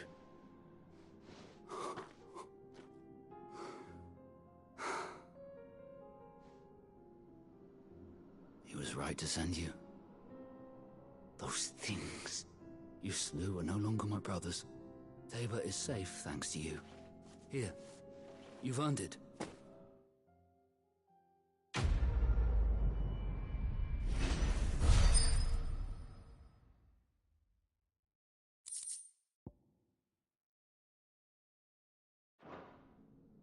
You seem familiar. Have we met? You must have me confused with someone else. Wait. That scar. Son of a whore. You're Sid. I was there, in Cosnis, when you killed my brothers. I was there in Rosalith, when you killed my commander. My war with Hugo Kupka is over. I bear no ill will toward those who followed him. And what of my ill will? Coward! Draw your steel.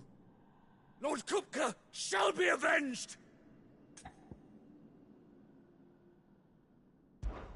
When your wounds have healed and your head has cooled, come and find me if you must. Though I hazard your life would be better spent in service of those who need it. Or have you forgotten your oath to the Republic? My oath? What would you know of oaths? I know how hard they are to keep. Which is why I'm giving you the chance to keep yours. No. I won't be deceived. Lord Kupka told us of your crimes. You are an outlaw. A murderer, not some... Man. Like you or anyone else. I am nothing like you. But if you're not gonna kill me, then go. Leave! Just know that I will find you, Sid. Someday.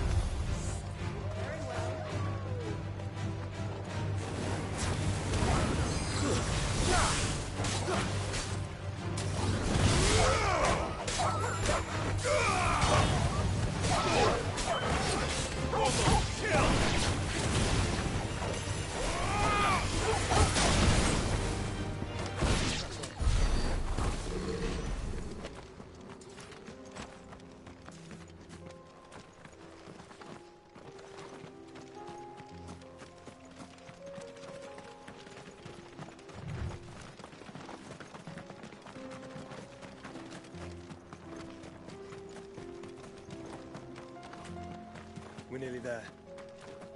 Have you been to Tabor before? There are a few places I haven't. Welcome, travelers. We don't get many visitors here in Tabor.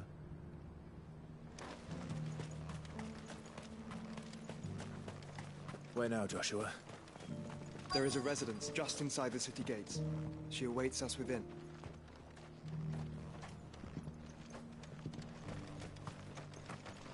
Here, take a look at my wares.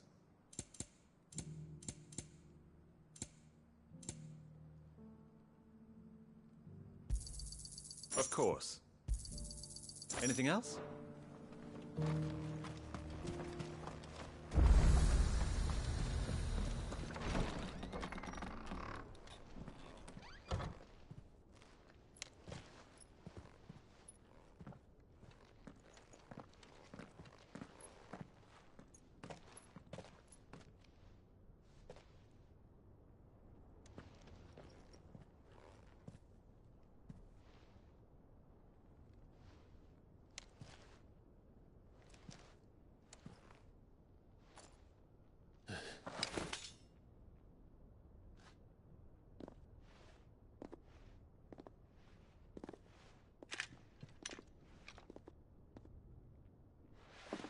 My Lord Marquis, it is an honor.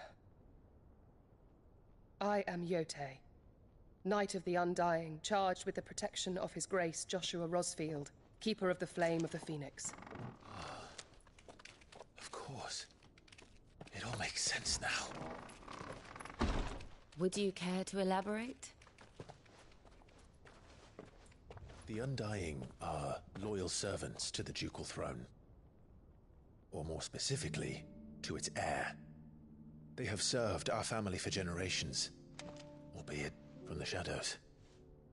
Since their inception, they have been tasked with the preservation and enactment of the rites of ancestral communion. After the events at Phoenix Gate, it was the Undying who delivered me to safety. And since the day I left Rosaria, Yote has been my constant companion and protector. Without her sword, I would not have survived my journey across the realm. Rise, Lady Yote.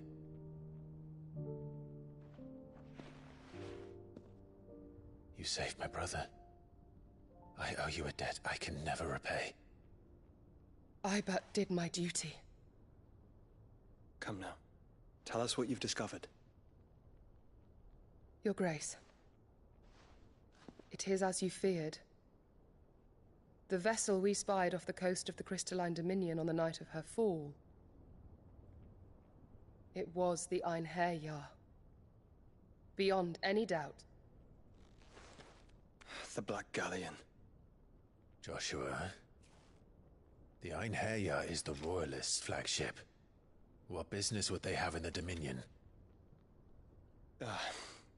Upon learning of Waloed's involvement in recent events at Drake's Fang, I sensed the malign influence of Ultima, and bid Yote and the Undying look into the matter. We have reason to believe that the Black Galleon weighed anchor shortly after the fighting began, and set a course due south. For Canva. Then it is Waloed knights who besiege the cities. What is left of them, yes.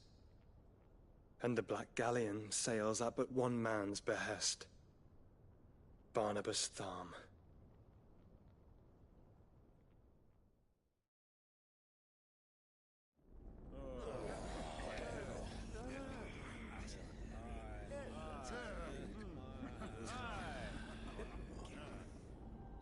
But are we truly safe here in the Agora? The city guard have been paid, if that's what you're implying. All the more reason for them to run. Well, you are free to leave, Lord Minister. Markets abandoned, warehouses aflame, blackened hulls choking every port in the capital. Canva is ruined. The realm teeters on the brink of chaos, and all you can think about is commerce! Forgive us. We were not aware Dhalmekia now subsisted on charity. How dare you?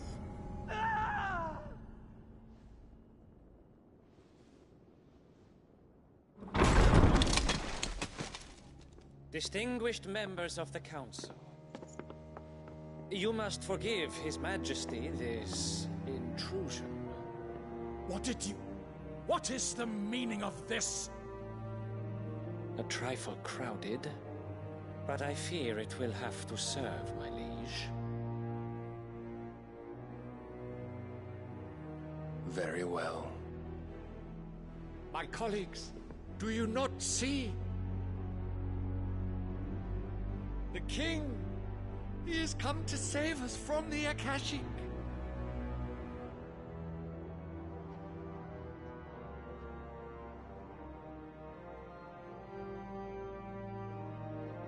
He is a gift from the heavens, divine intervention, our very salvation.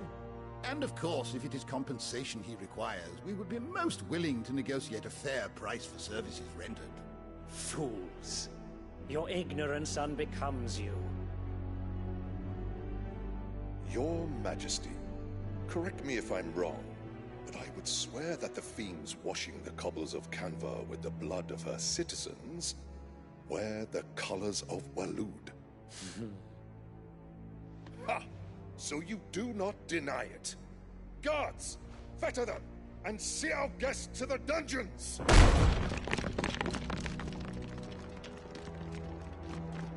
Enough.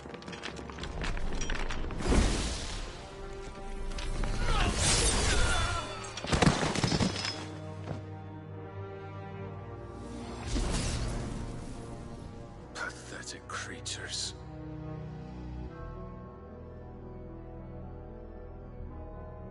That you should imagine yourselves worthy of salvation.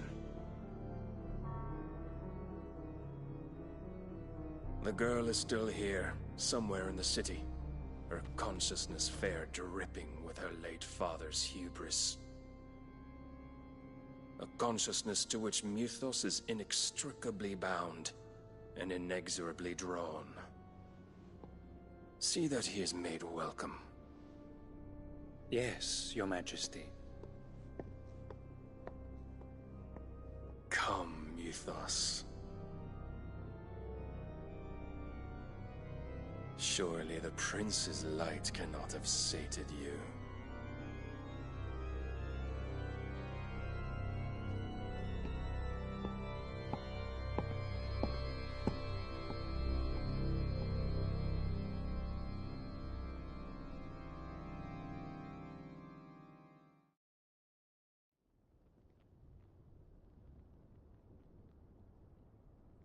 So then, how long has Waloed been under Ultima's control? How long indeed? Based on what we know of Barnabas's actions, I would guess some few years, mayhap more. But to what end? What does Ultima want? The tapestry. Show them.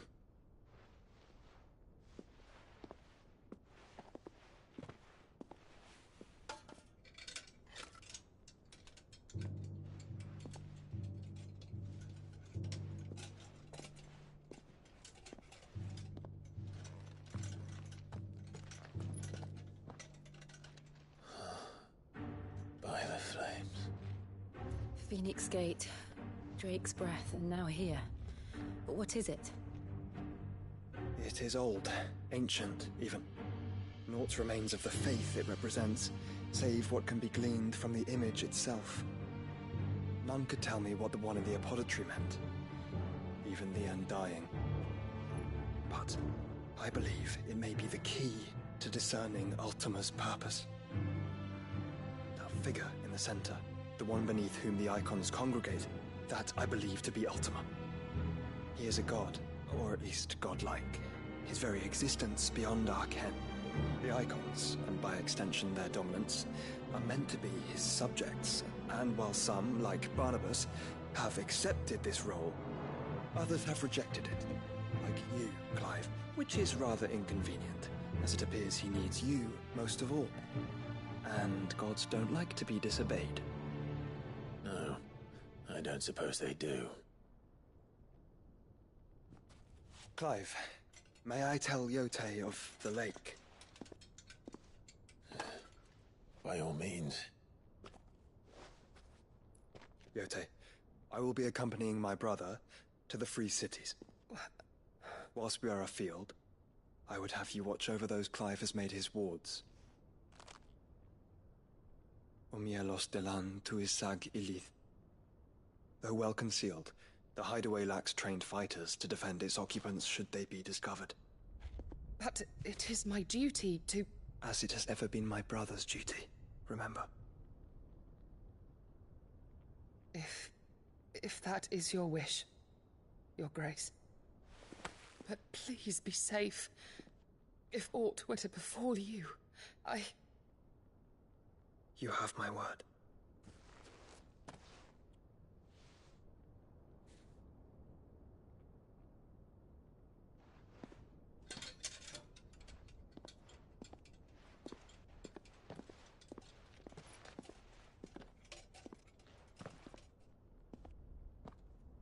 Farewell, my lord, my lady. We are in your debt, Yote.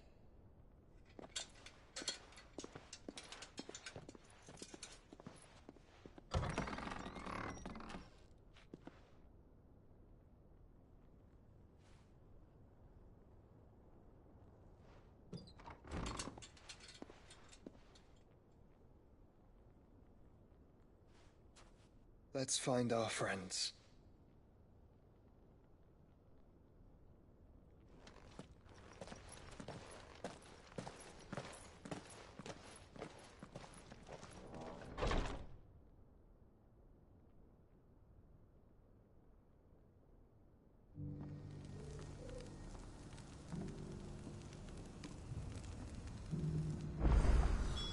It's plain she cares for you very deeply. And I her, which is why I had to let her go. opportunity beckons. Who among you... Is that blade for hire, perchance? Because I have a mind to make a killing. Figuratively, I hope. Well, yes and no.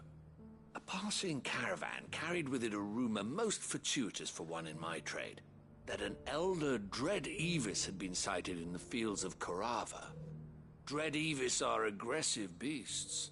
Compelled as they are to acts of violence, few survive to maturity, but those that do develop a hide of phenomenal value. A hide you want to sell? Eventually, yes. Though I would have it tanned first that it might be crafted into marvels the likes of which the world has never seen. Dread Evis skin is a rare thing indeed. But the worked hide of a well-aged beast... Now, that would fetch such coin that Gilbert himself might weep with envy. Bring me that beast's skin, and I will share with you the bounty of our combined labors. All right.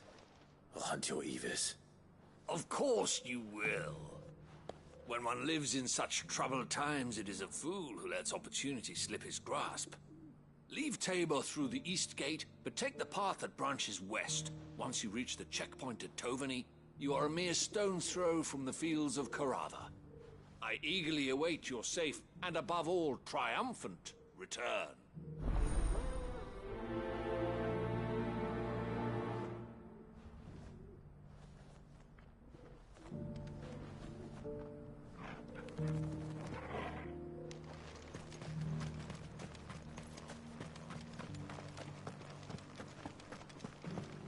Careful how you pack that leather.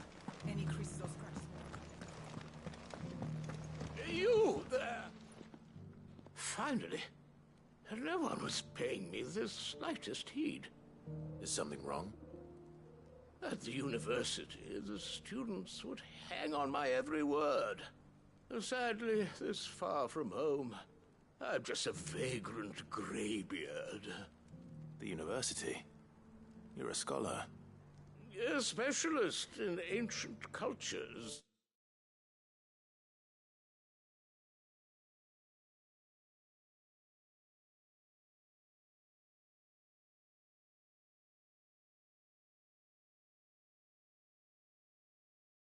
The most accomplished in all Valisthea, some have said.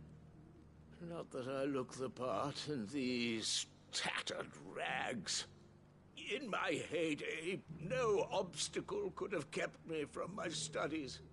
Yet here I am, a wizened windbag, bested by the many steps of Tabor. The answers I seek lying just beyond my enfeebled reach. Would you do an old man a kindness and brave the stairs in my stead? You'll be amply rewarded, of course.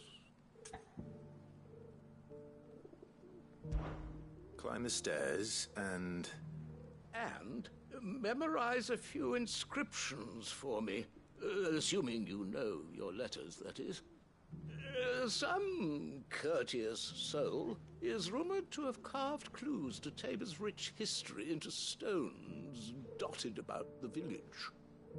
3 of them, to be precise. 1 each to the north, south, and east. I'm here in the hope that those carvings might shed light on a riddle I've been pondering for some time. Namely, the otherwise undocumented origins of Tabor's unique people. People quite unlike those of neighboring lands. I can't promise I'll remember everything perfectly. Remember what you can. I'll piece together the rest. Make for the domed pavilions, and you'll have no trouble finding the stones.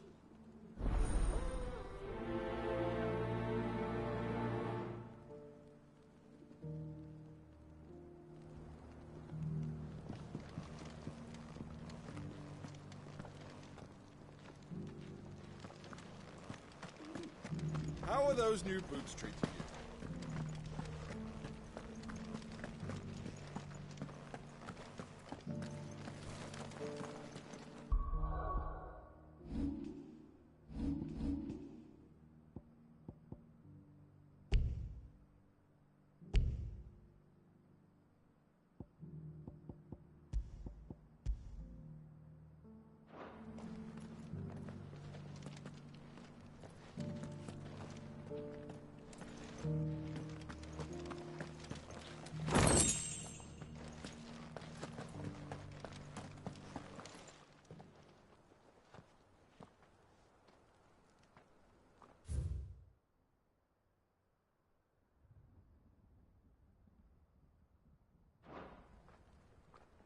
history would be complete without mention of the mother crystals. How it was. So it's these stones to Canva, and the rest of the boxes to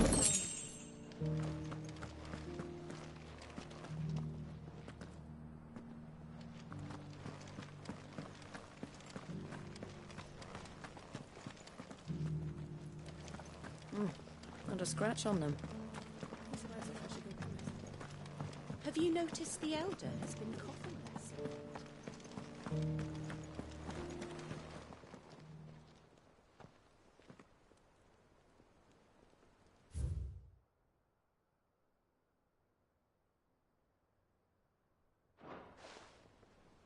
What golden plains might the Wanderers have called home, I wonder? Decent quarry's been hard to find since the sky's turned. It has indeed. Can't blame the beasts.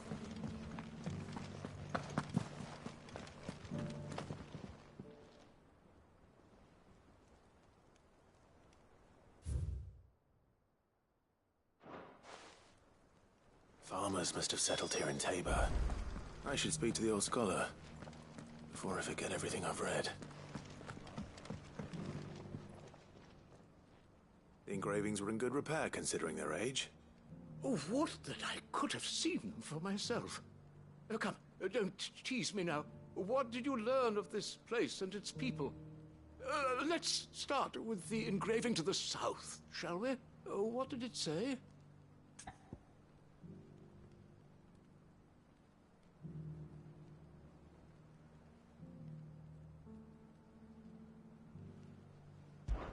Guardians of the Crystal, the first stones of Tabor, sacred hold thy noble blood, till ends the mother's labor. I'm pretty sure that was it. Fascinating. It would seem the founders of this city were descendants of those fallen charged with protecting the mother crystals. But whatever could have driven the Guardians so far from their sacred charges, I wonder? The engraving to the north is next, I think. Wanderers of the Golden Plains, lay your roots in stone. With pride recall thy noble past, and make these rocks a home. Or, I think that was it, at least.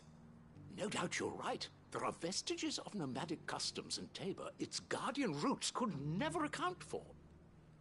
This is proving most enlightening. Now, for the final stone.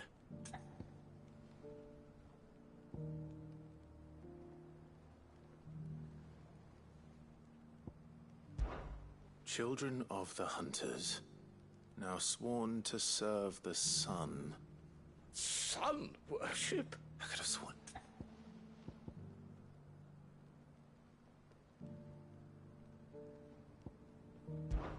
Children of the Hunters, now tillers of the land, reap her promised blessing and give praise her gracious hand. That's all three. And so, we add primitive farmers to Tabor's founding peoples, the final piece of the puzzle.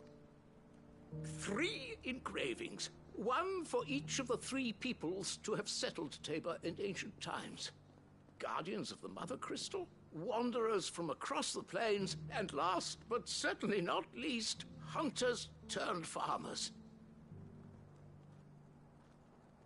Little wonder it was so difficult to trace the roots of Tabor's culture. Those roots reach down through 3 distinct traditions. Nonetheless, one cannot help but wonder why this fact is not better known among scholars, given that the stones stand here for all to see. Too many stairs, perhaps. Ha! Too many by far. Here, and thank you.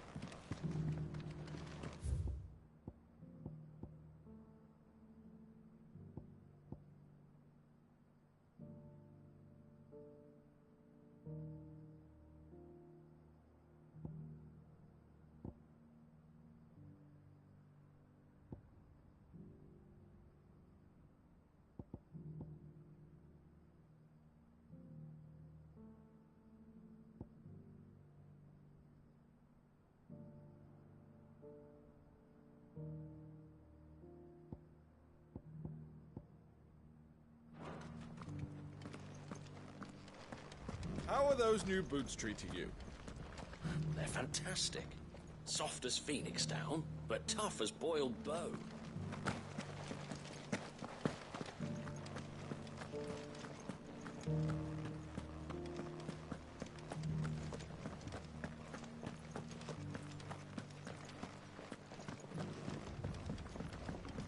So it's these stones to Canva, and the rest of the boxes to Dalek.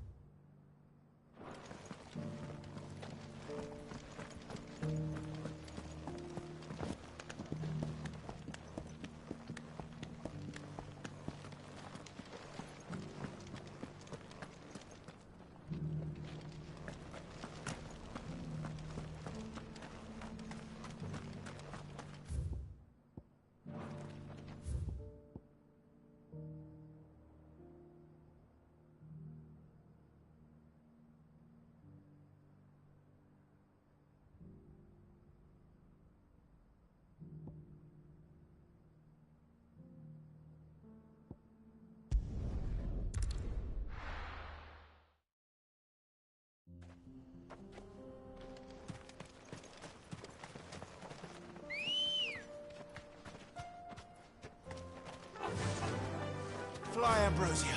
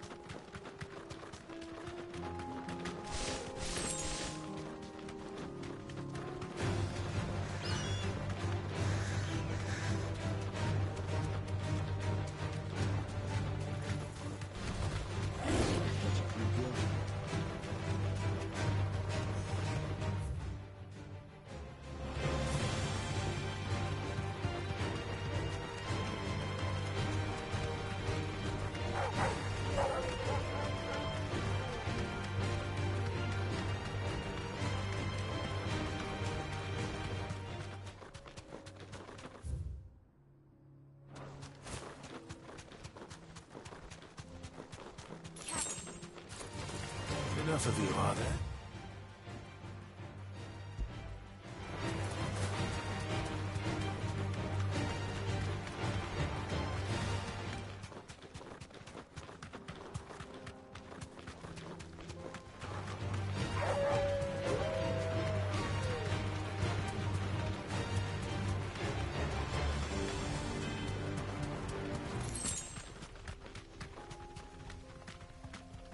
Be safe.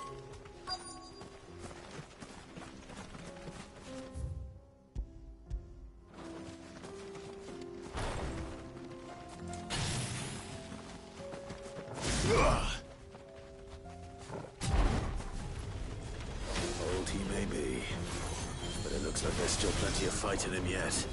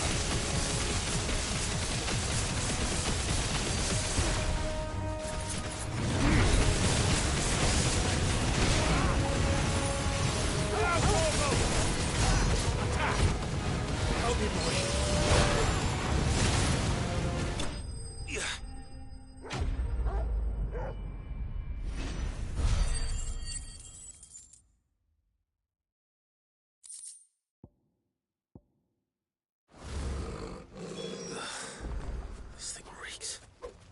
The sooner it's off my hands, the better.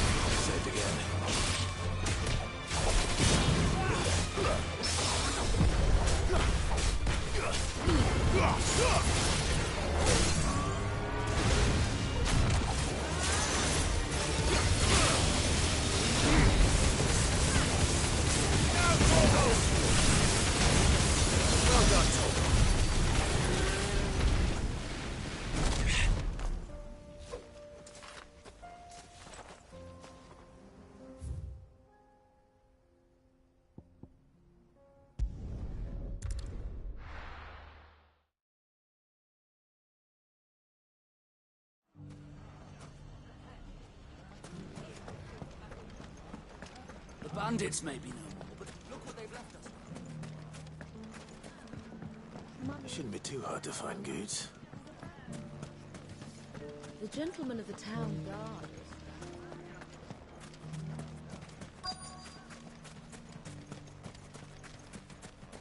Could be I know something more. Clive, listen! I've found someone who says he's heard the rumours about Nan. Have you? Go on.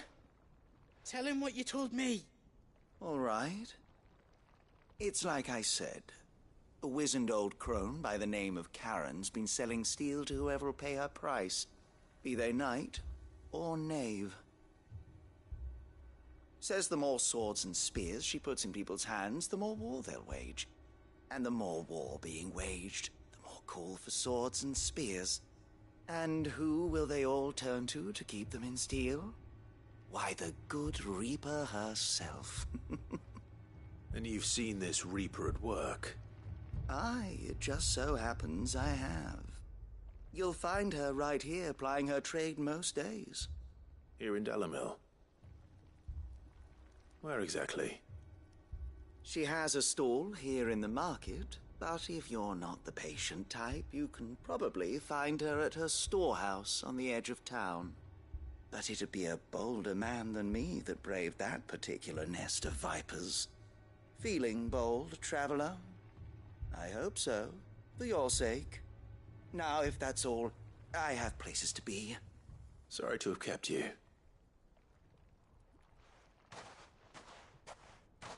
You don't think Nan's the Reaper, do you? Not unless she's discovered the secret of how to be in two places at once. Eh? What do you mean? Lady Karen hasn't left the hideaway in weeks. So who has been running this stall he spoke of? Good question. I'll go and have a look. And I'll visit this storehouse on the edge of town. All right, but be careful, Clive. You too, Goots.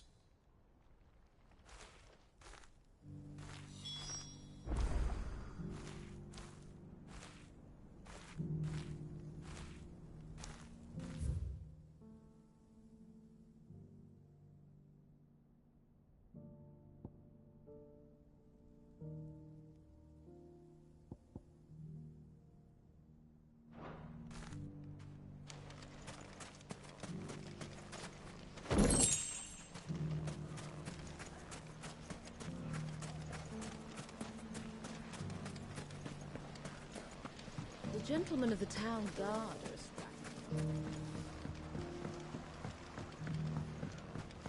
What a mess.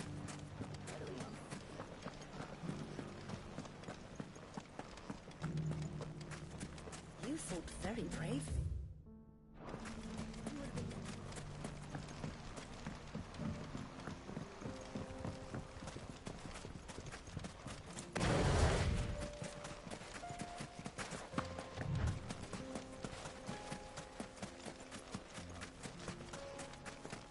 Time to brave the Viper's Nest.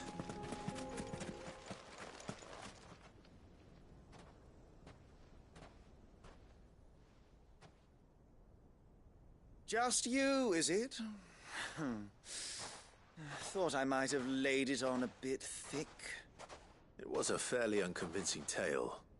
So, what now? That's up to you. Die a slow death, or a quick one. Boys, he's all yours. But that sword is mine.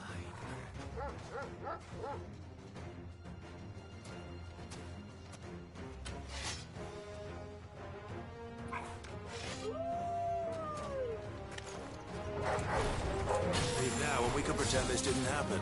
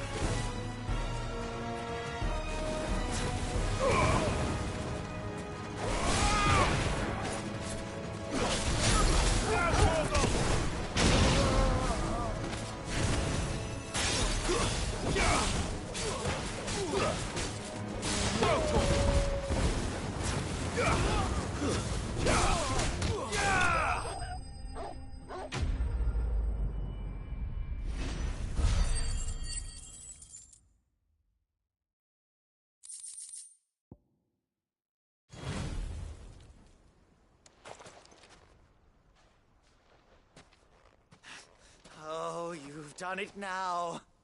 Go on. Tell me what I've done.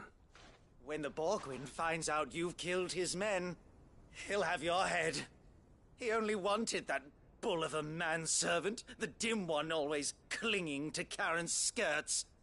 You weren't even supposed to be here. Who the hell are you, anyway? What were you going to do to him? The Borgwyn wanted him to get to Karen.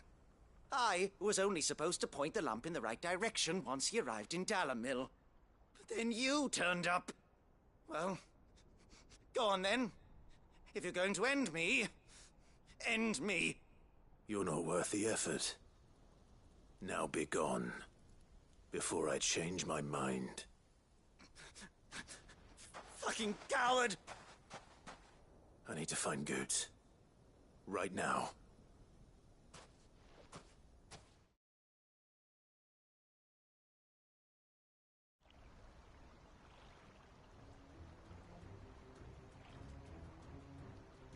Get your filthy paws off me, you naughty painted lout! Stop calling me names! And stop spreading them horrible lies about Nan! Well, that will be easy enough. For they are not lies. Every last word is true. And she must pay for her crimes in blood. Blood? Goose, are you all right? He's gonna kill Nan! He said she had to pay in blood! After what she did, it is only right. She ruined my life and the lives of countless others. That loathsome harpy's very existence is a crime, and I will not allow it to continue. Goots, was it? I have no quarrel with you. Only with your employer. Run along now. You need not pay for her sins. No. No? I don't care what she did. I won't let you hurt Nan. Promise me you won't hurt her, or I'll kill you myself! Goots, no. Enough, all of you! Karen. But how did you? You're a sight less clever than you think you are, the pair of you. Did you think I wouldn't notice the two of you slinking off together? Well, the whole thing got me thinking, who in Dalamil might bear me a grudge? And a certain snivelling shit I ran afoul of in my fairy years came to mind. Though it was just Bogan back then, wasn't it? I thought the years might have taught you some sense, but I see you're the same pants-pissing craven you've always been. What was it we called you? Wet legs? You bitch! Everything that happened, it was all your fault! And now you'll finally pay for what you did to me!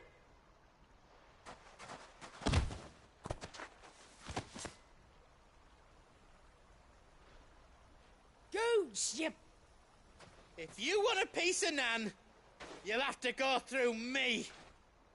Fuck! You great galoot. Out of the way, I can handle this myself. So, wet legs, you remember what you told me when we last met? An eye for an eye. Wise words, Sam. Wise words.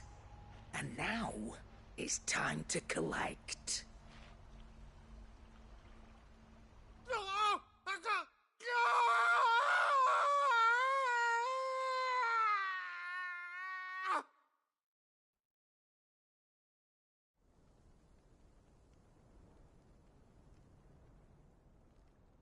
Sorry to keep you waiting. Is he... Dead? No. But I reckon he wishes he was. It isn't easy going through life one eye short of a pair. After all, I should know. You don't mean... Oh, don't tell me you didn't notice. Lost it to old Wet Legs back when we were working the same routes. Said I'd stolen from his strongbox. I'd done nothing of the sort, mind, but that didn't stop him taking his little revenge. So I took some of my own. Sorry, lost everything. His coin, his clients. Always knew he'd be back one day to claim his due. But he crossed a line dragging poor Goots into this. He didn't hurt you, did he? No, Nan. Still got all my arms, see? Legs too. But what if he comes back again? What if he does? First we take the other eye, then we work our way down. He'll learn his lesson soon enough. But something tells me the Wet Legs has learned it already. Right. Let's get you back to the hideaway. You've attracted quite enough attention already. Ta-ra, Clive. Remind me never to cross you, Karen.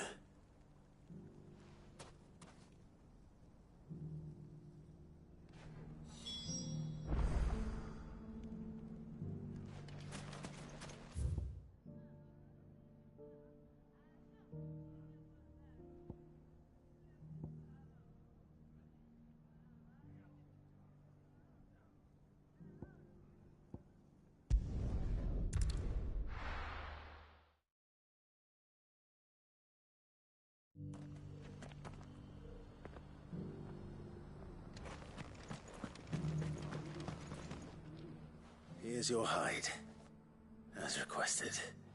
I worried you might never return. Quickly, let me see it.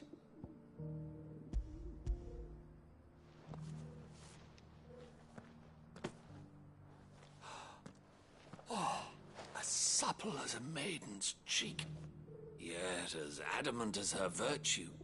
This is everything I'd hoped for, and more. Clearly, my trust in you was not misplaced. You must be a hunter of considerable talent to have bested the beast with nary a scratch. Join me as my honored partner. With my means and your might, we shall be as wealthy as the merchant kings of Zemeckis. I don't plan on making a habit of this. I'm busy enough as it is. Very well. Though I believe fate had a hand in our meeting, it would be unbecoming of me to beg. Do not allow me to keep you from being about your business. Here, for the hide.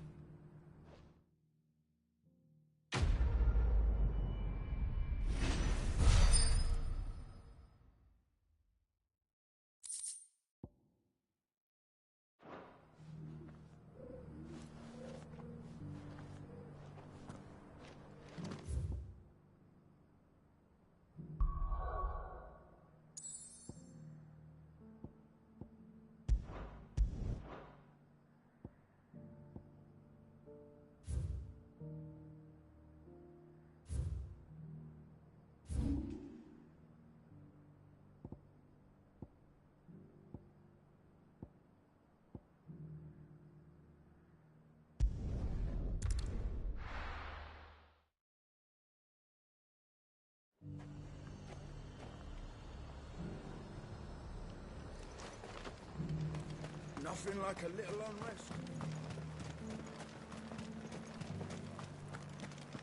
There were ghosts at the gates, not days.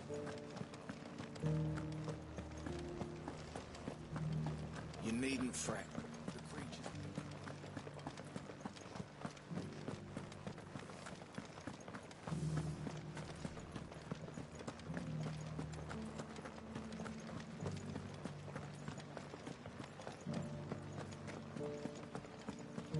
To the meadows, then. That's what the captain...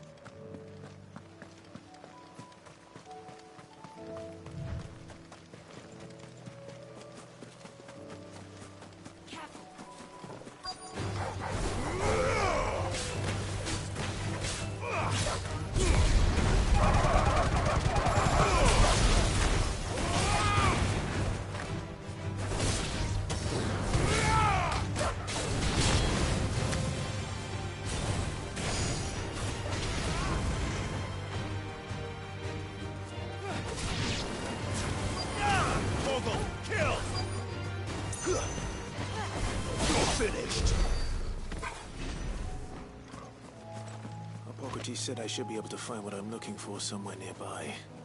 Bright blue dragons and bright yellow flowers. Should be easy enough to spot. We're not alone. This must be our wyvern. All right. Let's get this over with.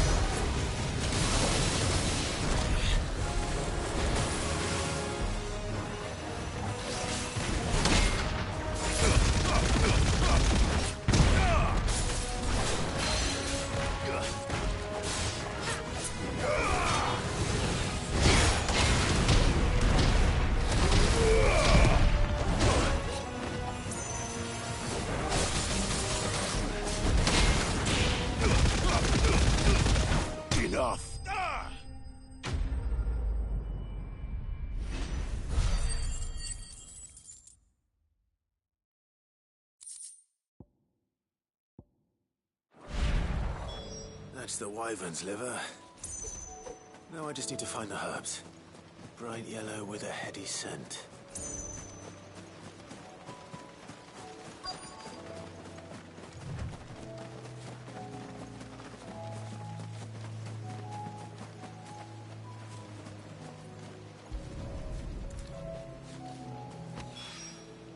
I think that's everything Molly needs to resurrect her recipe. Better head back.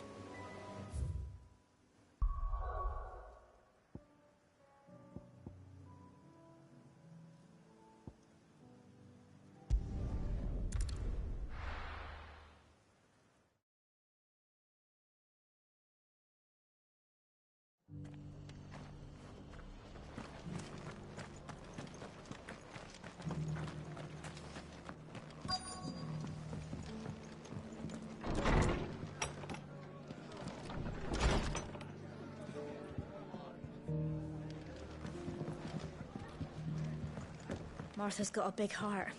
It's a pity there's so many who are happy to take advantage of it. My lord Marquis, it is you. Then you received my letter.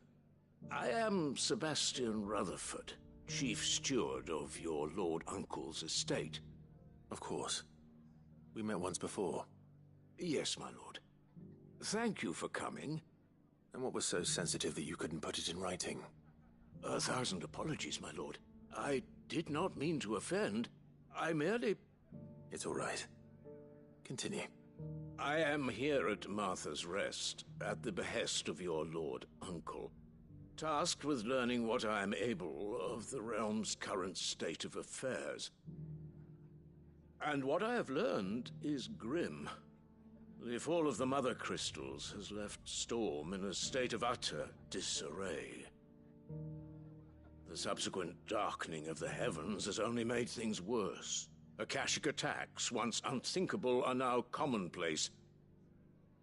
The gears of governance have ground to a halt, and without a steady hand on the tiller, the realm threatens to drift into utter chaos.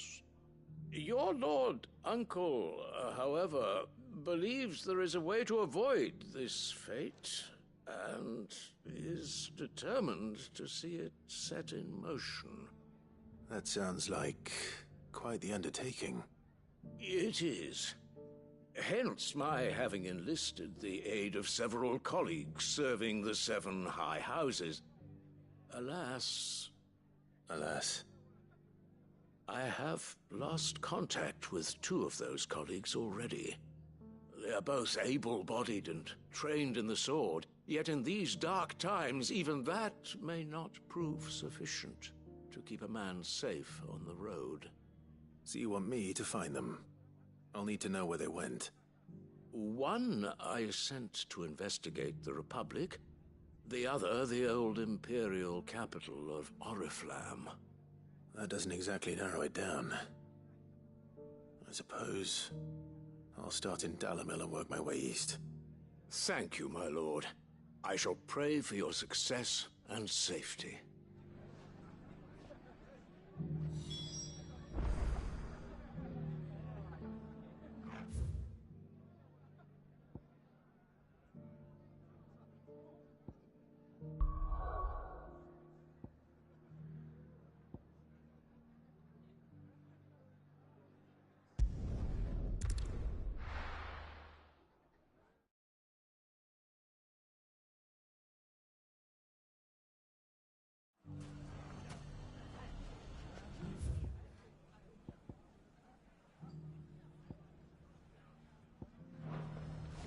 It's not going to be easy finding one man in an entire republic. Let's hope someone here's seen something. Mummy? The gentleman of the town guard.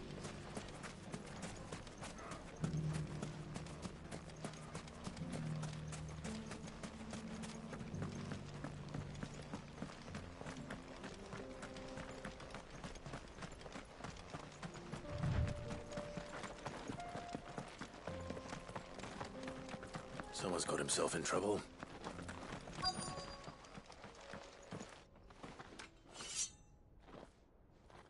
I don't see your master here, so you can start by giving us all the coppers in your purse. I already told you, I have nothing. And maybe we'll take that pretty outfit and the steel you're wearing. Please! These men are trying to rob me! I'll deal with this. Thank you. You that one's master, then? If you'd kindly pay the coin he owes us, we can pretend you didn't draw your blade on Republican soldiers. Or you can go back to your garrison and I won't report you to your captain. Oh, you're more than welcome to. He hasn't had many visitors since we slit his throat.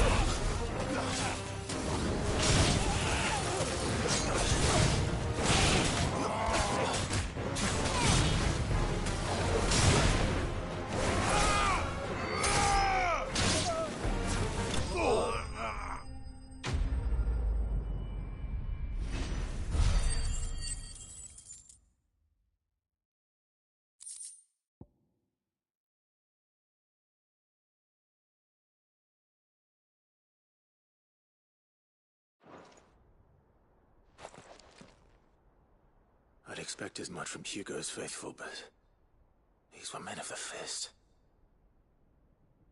Much has changed in the Republican army since they lost their rock. You've seen this kind of thing before, then? Many times. I was sent here to observe the situation. You're one of Rutherford's men. He sent me to look for you. Well, then you have my thanks. I fancy I could defend myself against one, perhaps two, but a whole regiment... I arrived in Dalamil several days ago, but when I called upon the captain of the local garrison to make inquiries, his men confiscated my effects and locked me in a cell. The captain is no more, and his men make the rules now. Fortunately, I was able to bribe my way free, only to be stopped again by those soldiers you so kindly dispatched. What of the Fist's Central Command? Surely they wouldn't allow such lawlessness amongst their ranks. I would imagine they are unaware of it.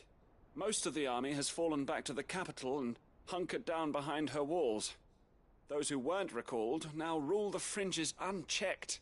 answering to no one but themselves. Then it's worse than we imagined. You should return to Rosaria. It's not safe here. I'll find a caravan heading north. You won't mind if I borrow one of these soldiers' coin purses?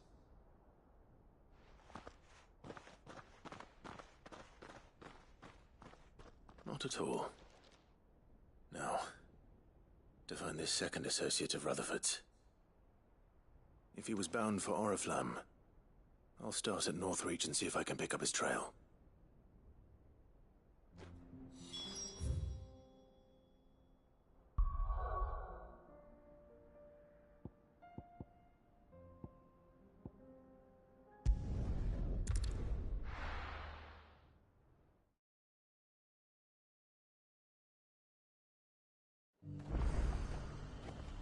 There's a lot of road between here and the capital.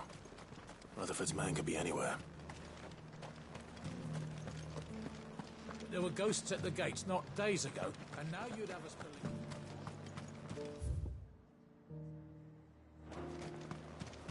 I got peppers to numb your tongue up.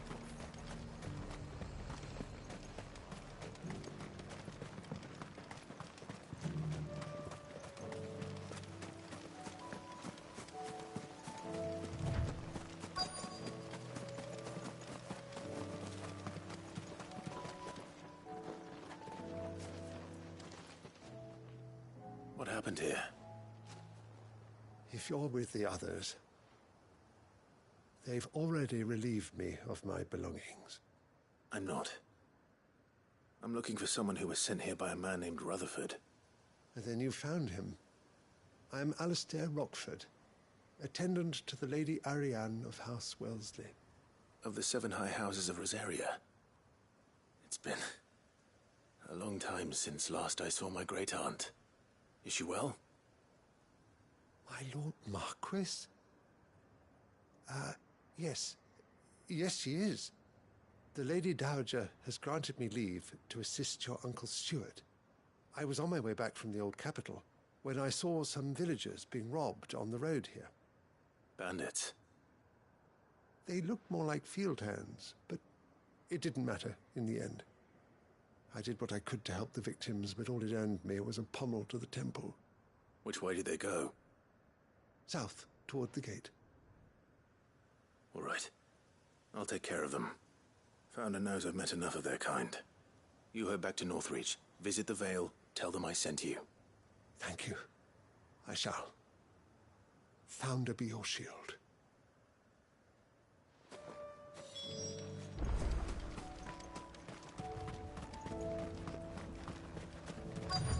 They just couldn't resist, could they?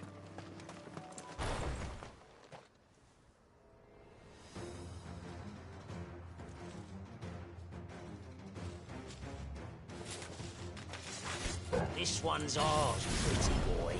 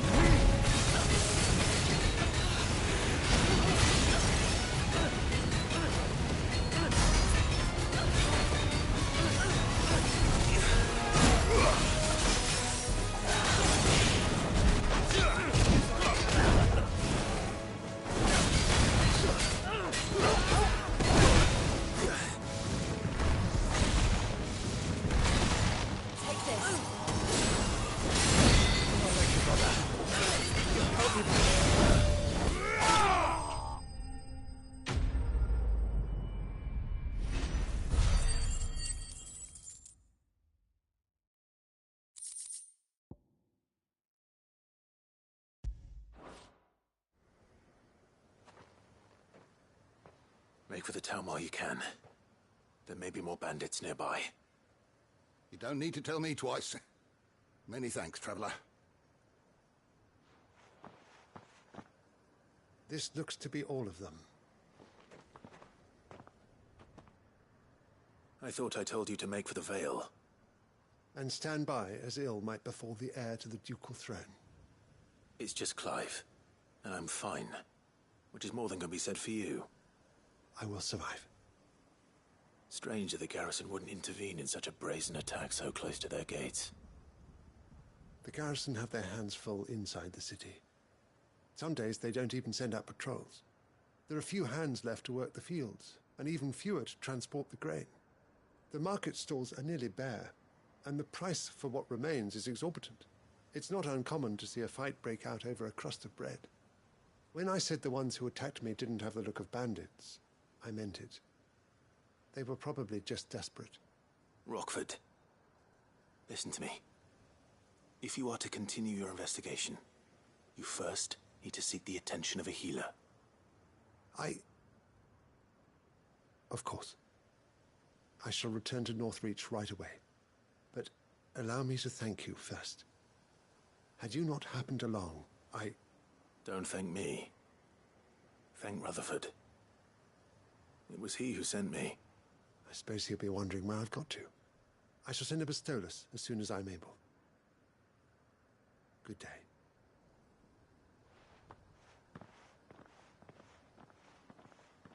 My uncle certainly has his work cut out for him.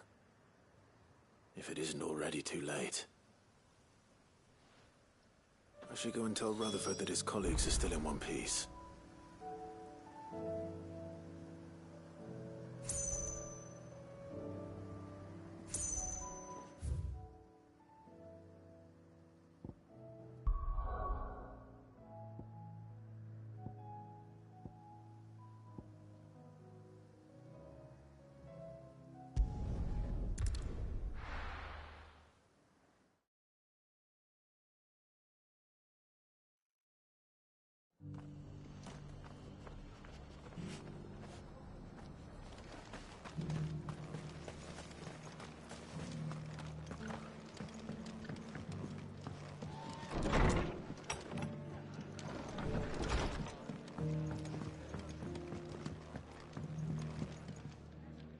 I see you're still here.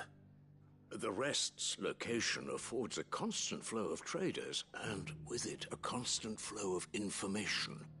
Speaking of which, I received word from both my associates.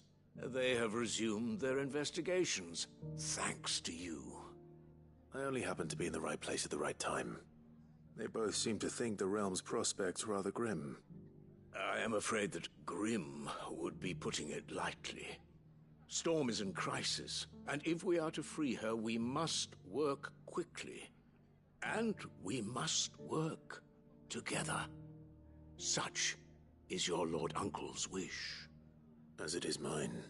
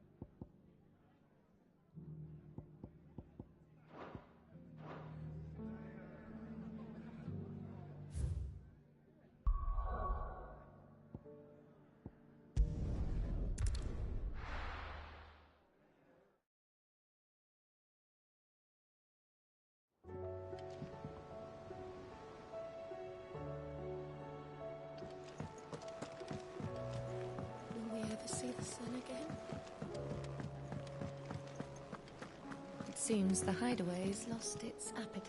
So, did you have that word with Tomes then? I did, and he was as helpful as ever. He told me exactly where to look, in fact.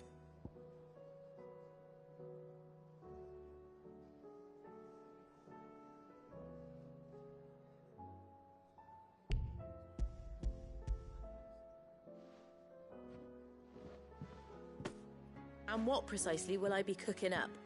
Or is it better not to know? Blueback wyvern liver. And, a herb known as Saint's Bonnet. Ah, wyvern livers, was it? Well, at least it weren't actual worms, I suppose. Now then, you stay right where you are. I've got some cooking to do. Let's hope these grand old chefs of yore knew what they were on about.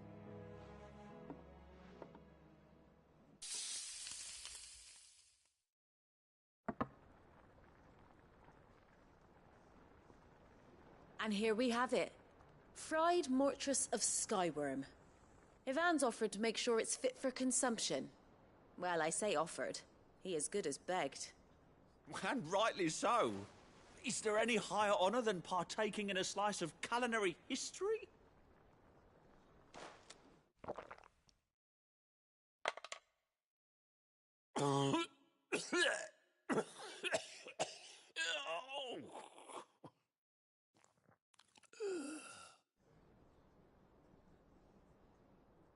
So, not fit for consumption then? What witchery is this? The crackle of the crust gives way to an almost violent richness. Yet, it is the piquant kiss of the saint's bonnet that tames this savage dish. It is a tour de force. A force of nature, even. A maelstrom of flavour and sensation. A graceful beast emerging from centuries of slumber.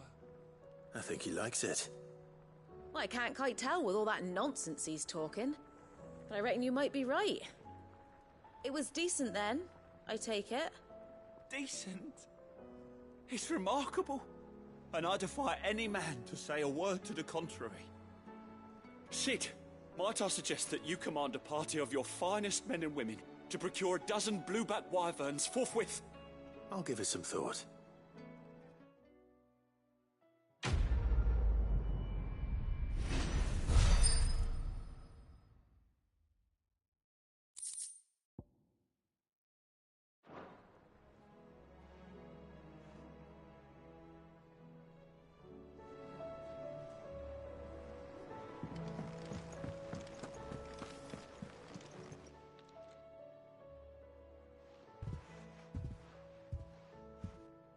Nothing like a dish of cold vengeance to foul the gut.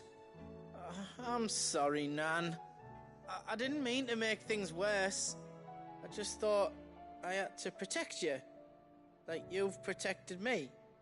Aye, well, someone had to. Your parents certainly didn't give a whit for your well-being.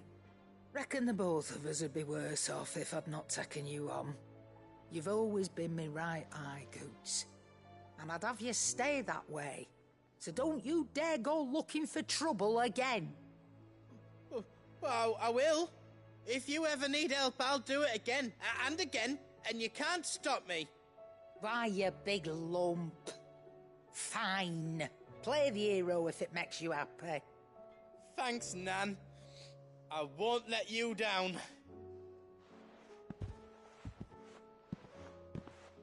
There's nothing he wouldn't do for you. That's as maybe. But if he's ever to make his own way in life, he'll need to start looking out for himself as well. Till then, he'll need people to watch his back, just like you did in Dalamil. Don't think I didn't appreciate that. Of course. His family. Stop it. You make me one good eye, mister. I don't go thinking that'll do you any favours. A potion today'll cost you the same as it did yesterday.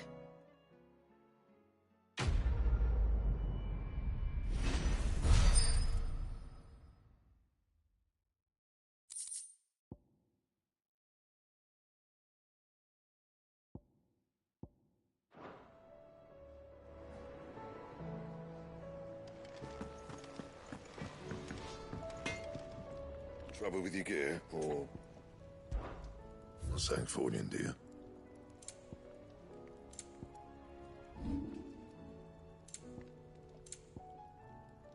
Anything else?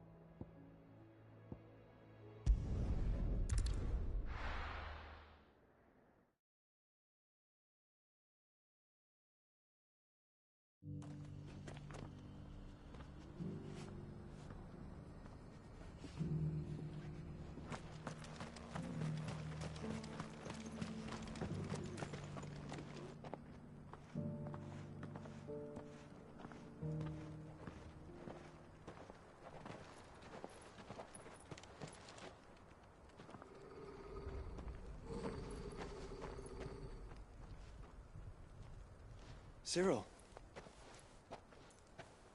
How fares the search? Well, Your Grace, my report shall be with you ere long. Ah, yes. Yotei is otherwise engaged, at my behest. And the duty of wardenship? Fulfilled. For as you see, I've been reunited with my first shield. I am Cyril, Knight of the Undying and bearer of the Burning Quill, charged with chronicling the mortal deeds of His Grace, Joshua Rosfield, Keeper of the Flame of the Phoenix, and rightful Archduke of Rosaria. I entrusted Cyril here with overseeing the investigation into Ultima's origins. Findings from his brothers and sisters afield are delivered here to be collated and catalogued. Just how many Undying are there? Not nearly enough, milady. Yet we are glad to give our all in service to the Phoenix. Such is, and has ever been, our creed. I see. You have your associates, I have mine. But you may now think of them as ours. That won't be a problem, will it? The Phoenix is our sun, and we but the shadows that quicken in his radiance. It is from the darkness that we serve, both him and now you.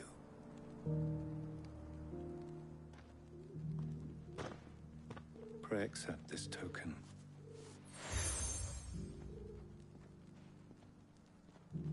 For as long as you bear it, members of our order will reveal themselves unto you. If there is nothing further. No. You are dismissed. Your Grace.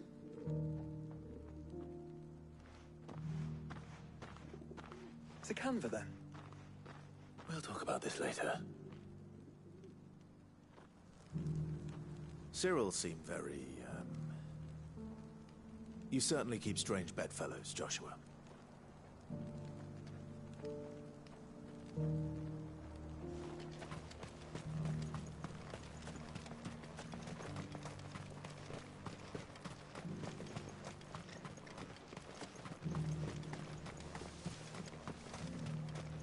The free cities under siege?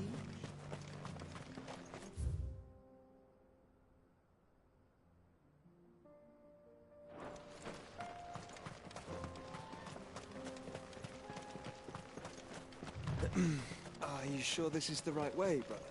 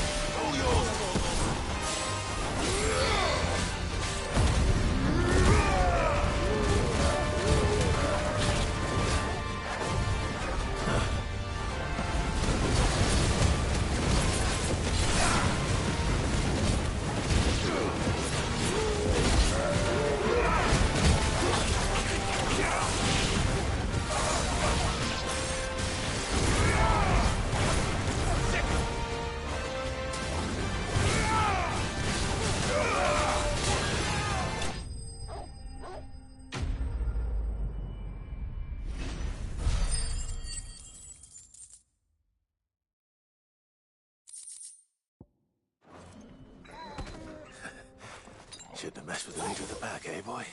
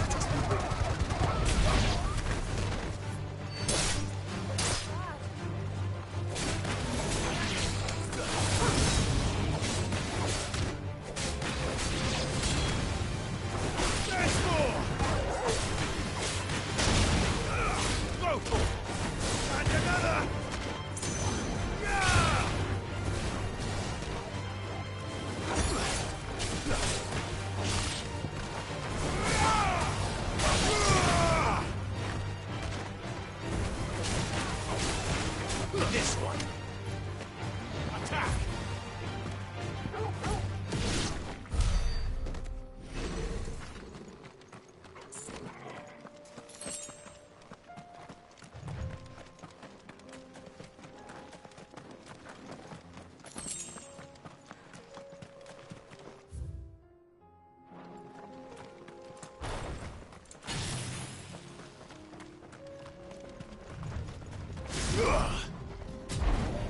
Don't get surrounded.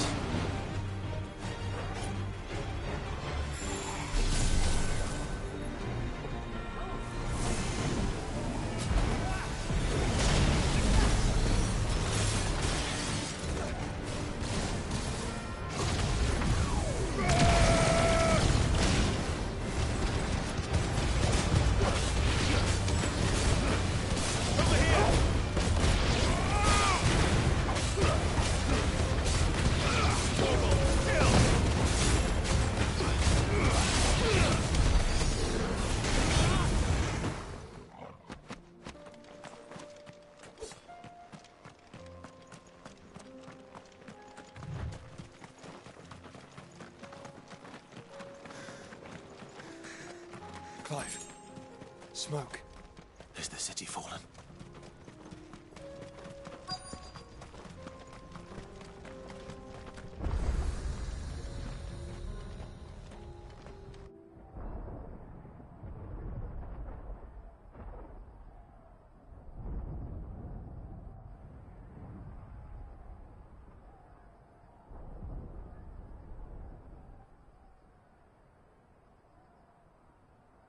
The free men are still holding their own, then. Do we have any idea where Gav and the others might be? There's a warehouse near the docks where we agreed to meet if there was any trouble.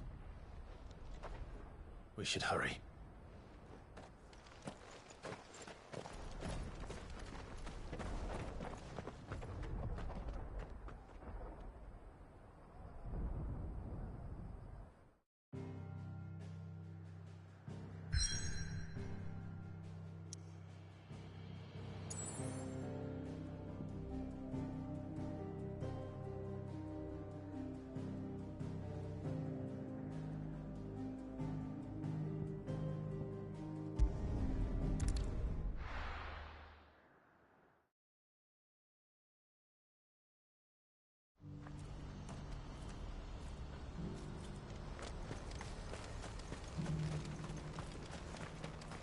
If we're going to do this, we'll need help. Clive, your timing is impeccable. It just so happens that right at this very moment, we're in need of someone with your talents. And what talents would those be? Why, your fearlessness, and your skill with a blade. I'm listening. Well, as I'm sure you're aware, when these dark skies swept over the Republic, so too did a wave of chaos and confusion.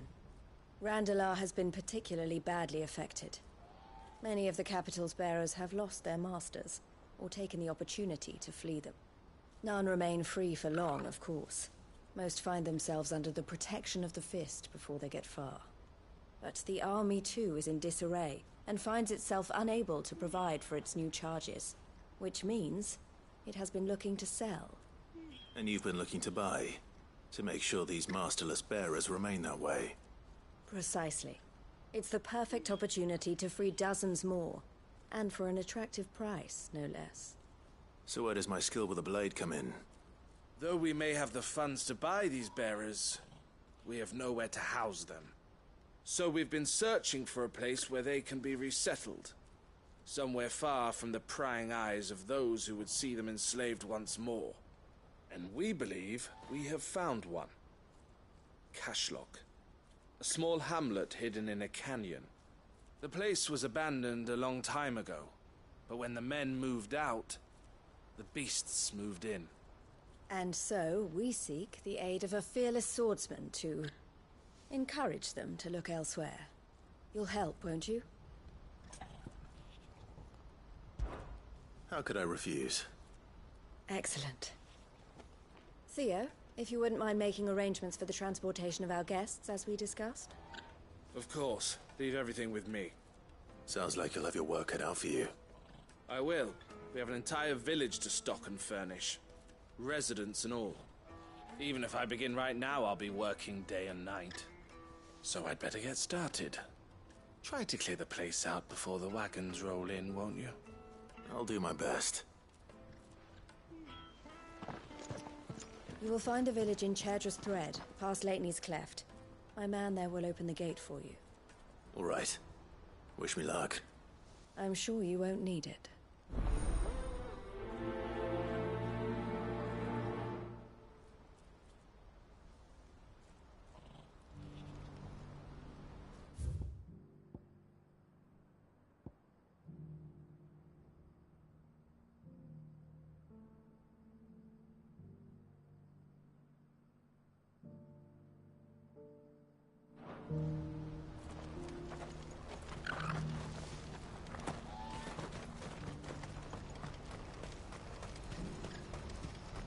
What's happened?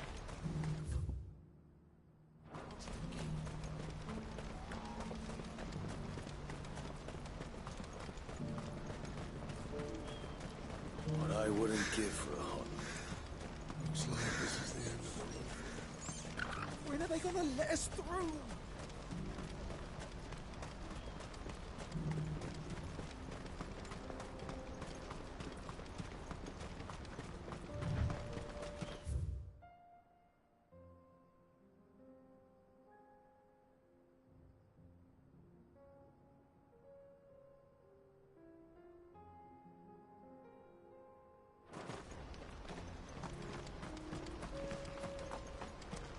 We're not alone. Careful.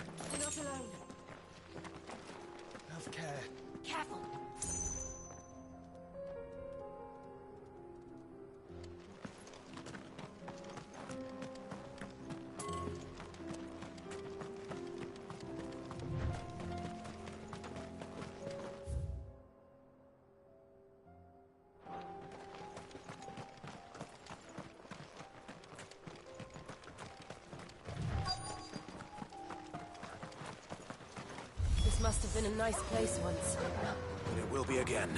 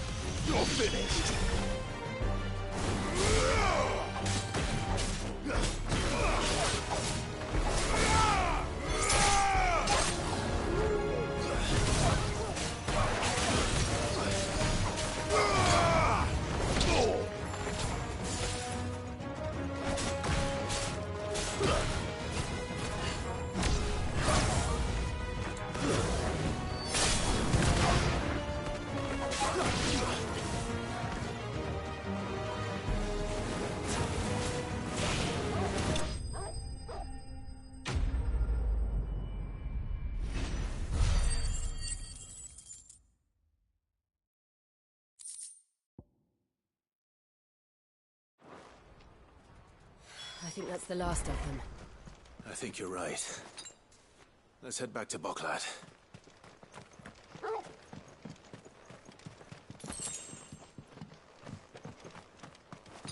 Better already.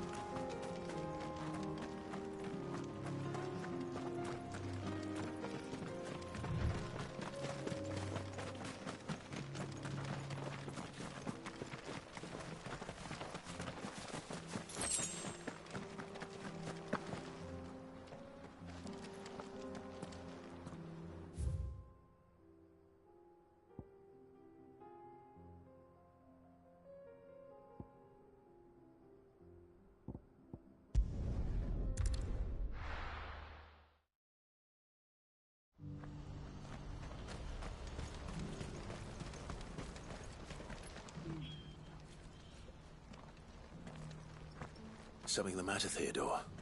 Quiet. Those are our terms. I trust that you will give them your full consideration. I shall. Thank you.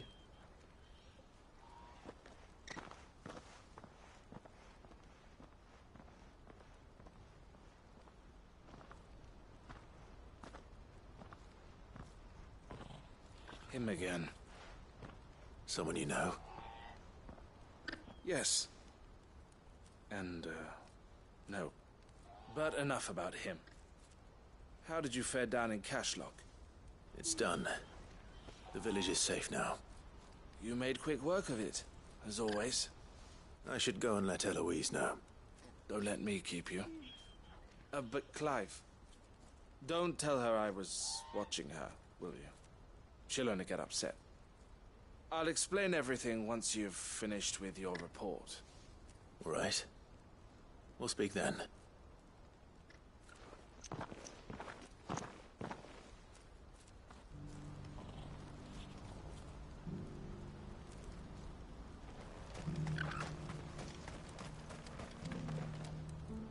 Eloise, I just got back from Cashlock. The village should be safe now.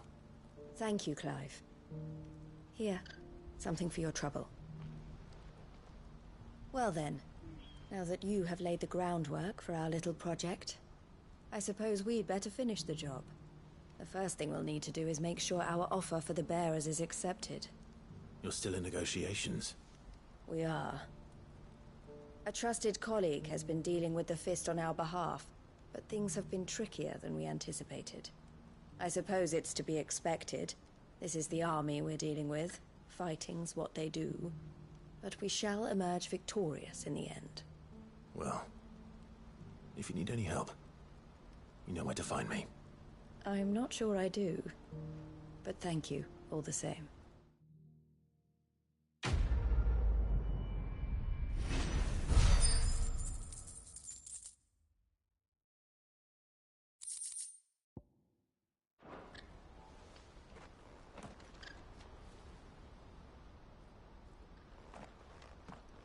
Ah, Clive. You wanted to talk? The man I was watching earlier, the one speaking to my sister, he represents the Silver Peak Consortium. It's one of the bigger trading houses. I don't think I've heard of them. Well, every trader in Dharmekia has. They operate across the length and breadth of the Republic, and they're still expanding. They've been trying to get Eloise to join their ranks for some time now, and judging by her reaction earlier, I'd say she had half a mind to accept their latest offer. And you'd rather she didn't? I would rather she did what makes her happy. And I would never deny her such an opportunity. Eloise saved me from slavery. And we have striven to save others like me ever since. But this was not the life my sister wanted, nor the one she deserves. I won't let her give up on her dreams again for my sake. She freed me from my bonds, and she must be freed from hers in turn. You're a good man, Theo. I have always been grateful for what my sister did for me, and I want to repay the favor by letting her live her own life. But each time an opportunity to do just that arises, she turns it down. For my sake. She loves you. And I love her. Which is why I want this time to be different. To show her that I don't need to be watched over anymore. Though I'm sure I'll still need some help from time to time. I trust that I can count on you. Always. Thank you, Clive. Well then, I had better get back to work.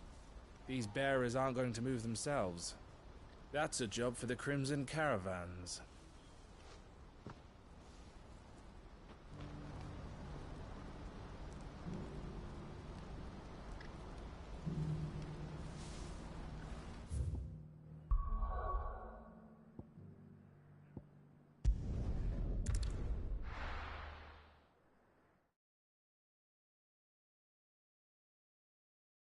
I'll be taking you all to a storehouse in the Bales.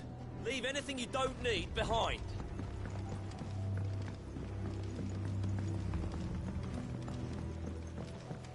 You know what you have to do. Clive, I fear that I must bid you farewell. As you know, our time grows short. The Lord Chief Justice's vultures are circling. We must strike now. Before we part, I want you to know that, though I may not always have been your most vocal ally, I trust you, as I trusted your predecessor. Thank you. I appreciate the sentiment, and I understand more than anyone how you feel. But is revenge really the answer? It is the one I found, and it is all that I have lived for since that day. But what of Lostwing? Everything you've built. I built Lostwing to achieve this aim. Once it is done, the village will have served its purpose. My comrades and I are sure of our cause, and we shall fight to the last, come what may. But there are those among us who cannot fight. Children, the elderly, bearers afflicted by the curse. I would place Lostwing in their hands, if I thought it would do them any good. But a village home only to the frail and the infirm is not likely to stay a safe haven for long. And so, Clive, I find myself turning to you once more. Will you take them to your hideaway, that they might live even should Lostwing die? I will. Thank you. I will not have it said that I did not see to the well-being of those who rallied to my cause. The people I speak of have withdrawn to Gotan's Bales, away from danger in case the Black Shields strike. Understood. I'll make sure they get to the hideaway safely. Then the last of my preparations are complete. Fare you well, Clive. And may Griga guide us. All of us.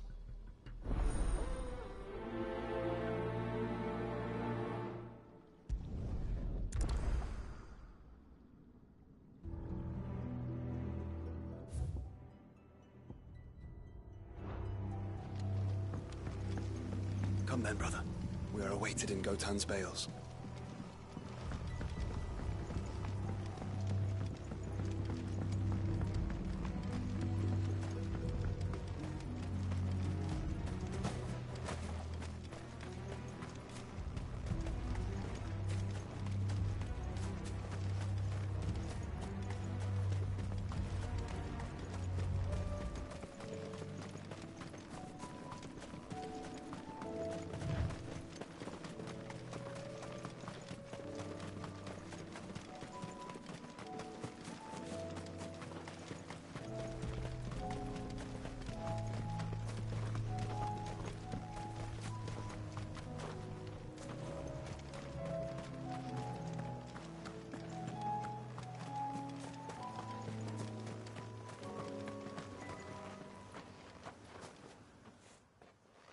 Everyone, Quinton has asked that you come with me.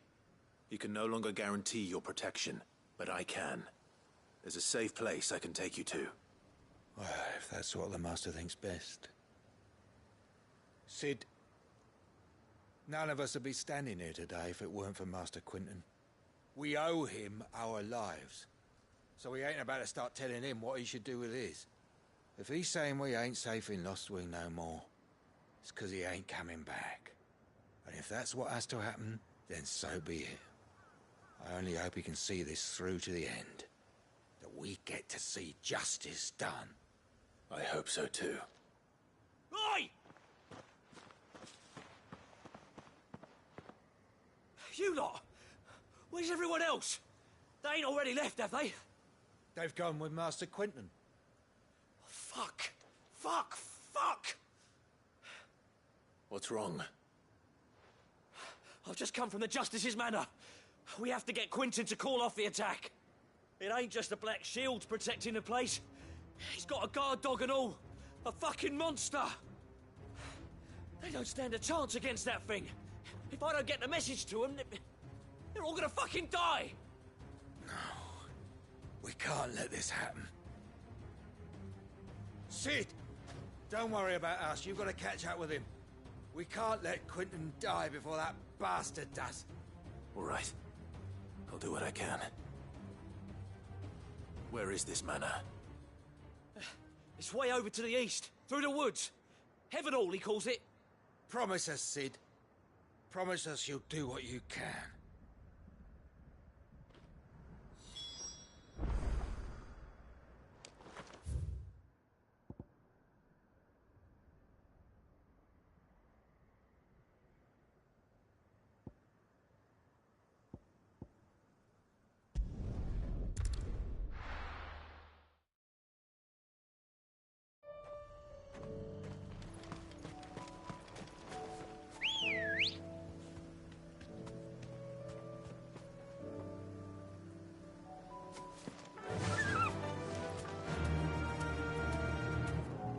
Faster! We're not alone. Time to fight.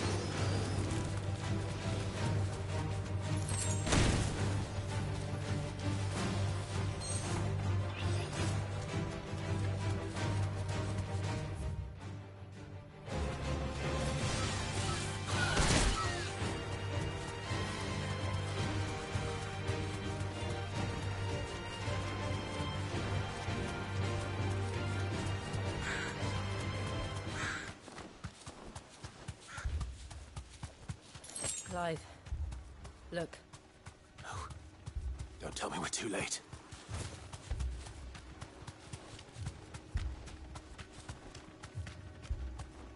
Straight home now.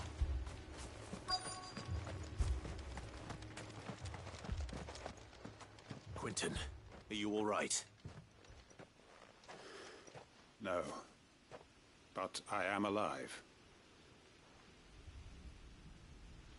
Which is more than I can say for my comrades. They followed me without question all the way here. And they died. For nothing.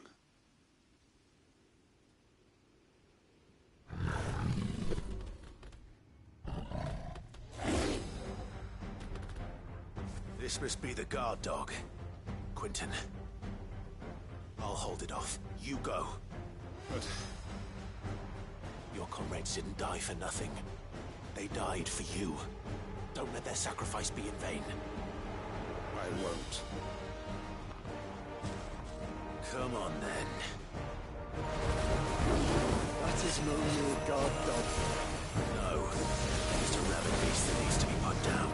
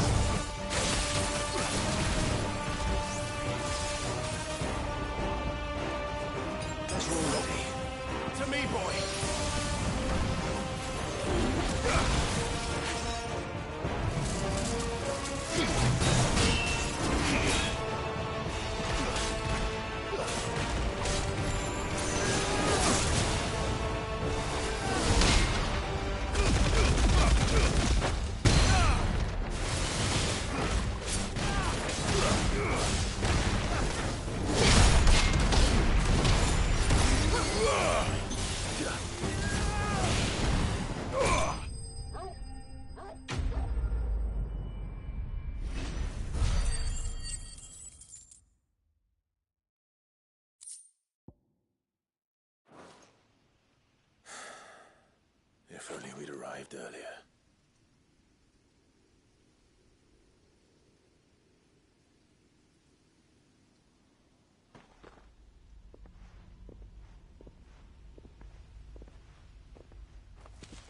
Is it over?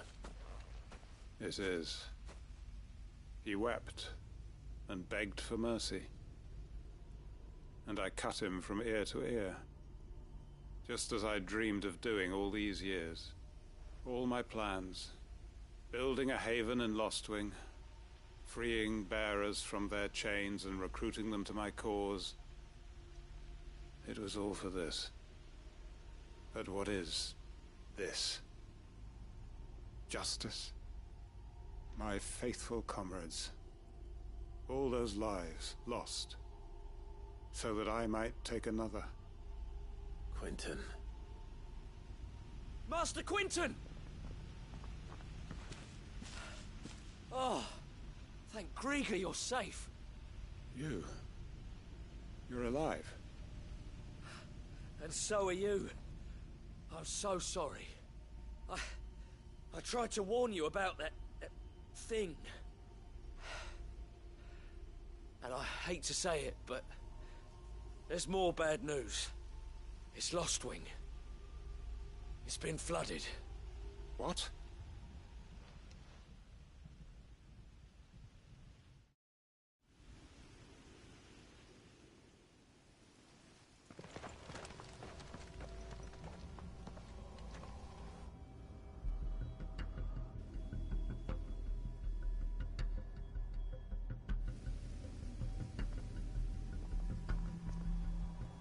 Lostwing.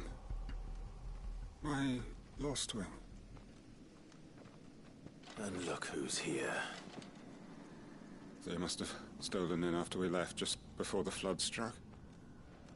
What if there are still people in there? Don't be a fool.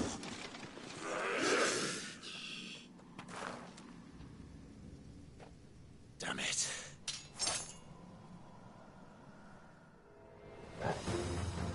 It's not going to last long in there. Let me finish this quickly.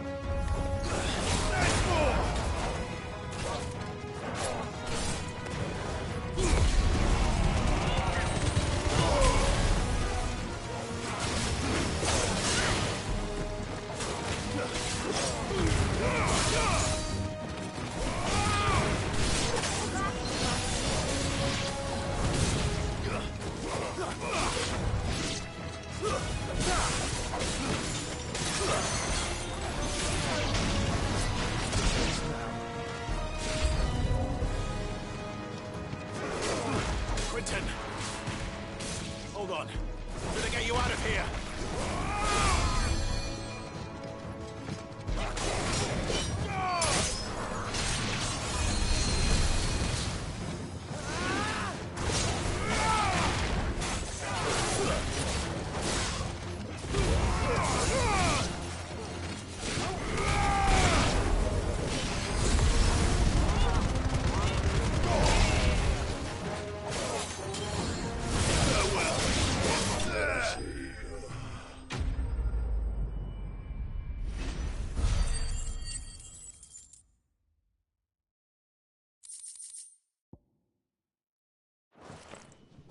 I need to get back to Quentin.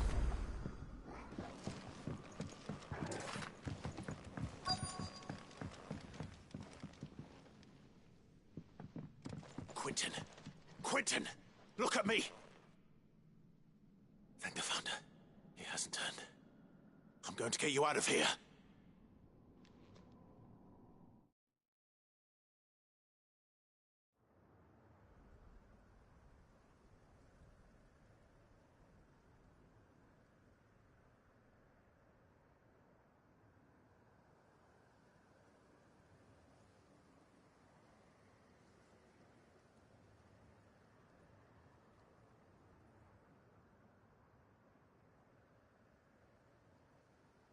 Welcome back to the land of the living. Is Lostwing? The flood has filled the valley. I see. Then all is at an end. A strange way to achieve one's life's ambition. No, Master Quinton. Save your strength. Why?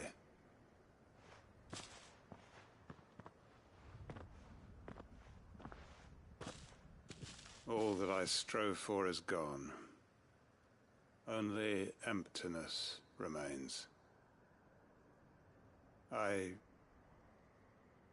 have nothing left to live for. What the heck are you on about? You've got us, ain't you? Don't try telling me you only freed us so you could get revenge.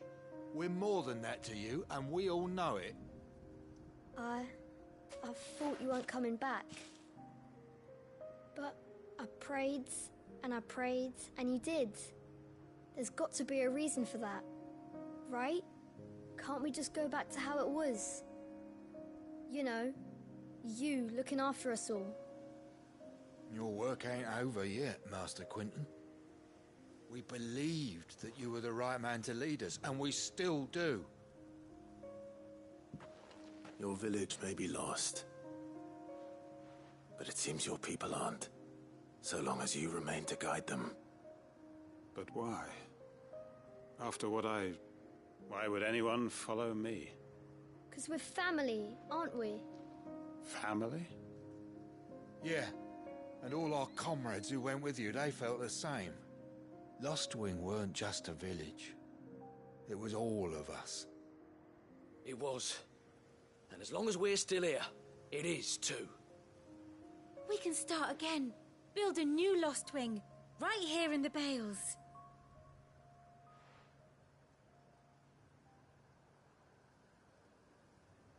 A fresh start. One life ends, and another begins. Why just a village? We could build towns. A nation, even.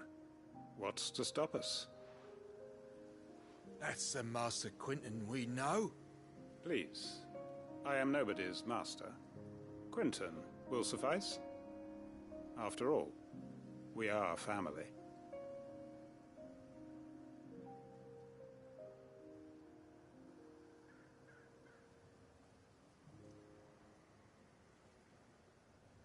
Permit me to withdraw my request. I will no longer be needing your help in looking after my people. I'll pretend you never asked. But you must be rewarded for your efforts on our behalf. You saved my life twice over. And more besides. A bottle or two of your finest red will suffice. Of course. Nothing but the best. And I have a feeling that this year's vintage will be the finest yet. If you don't mind waiting, that is. I look forward to it.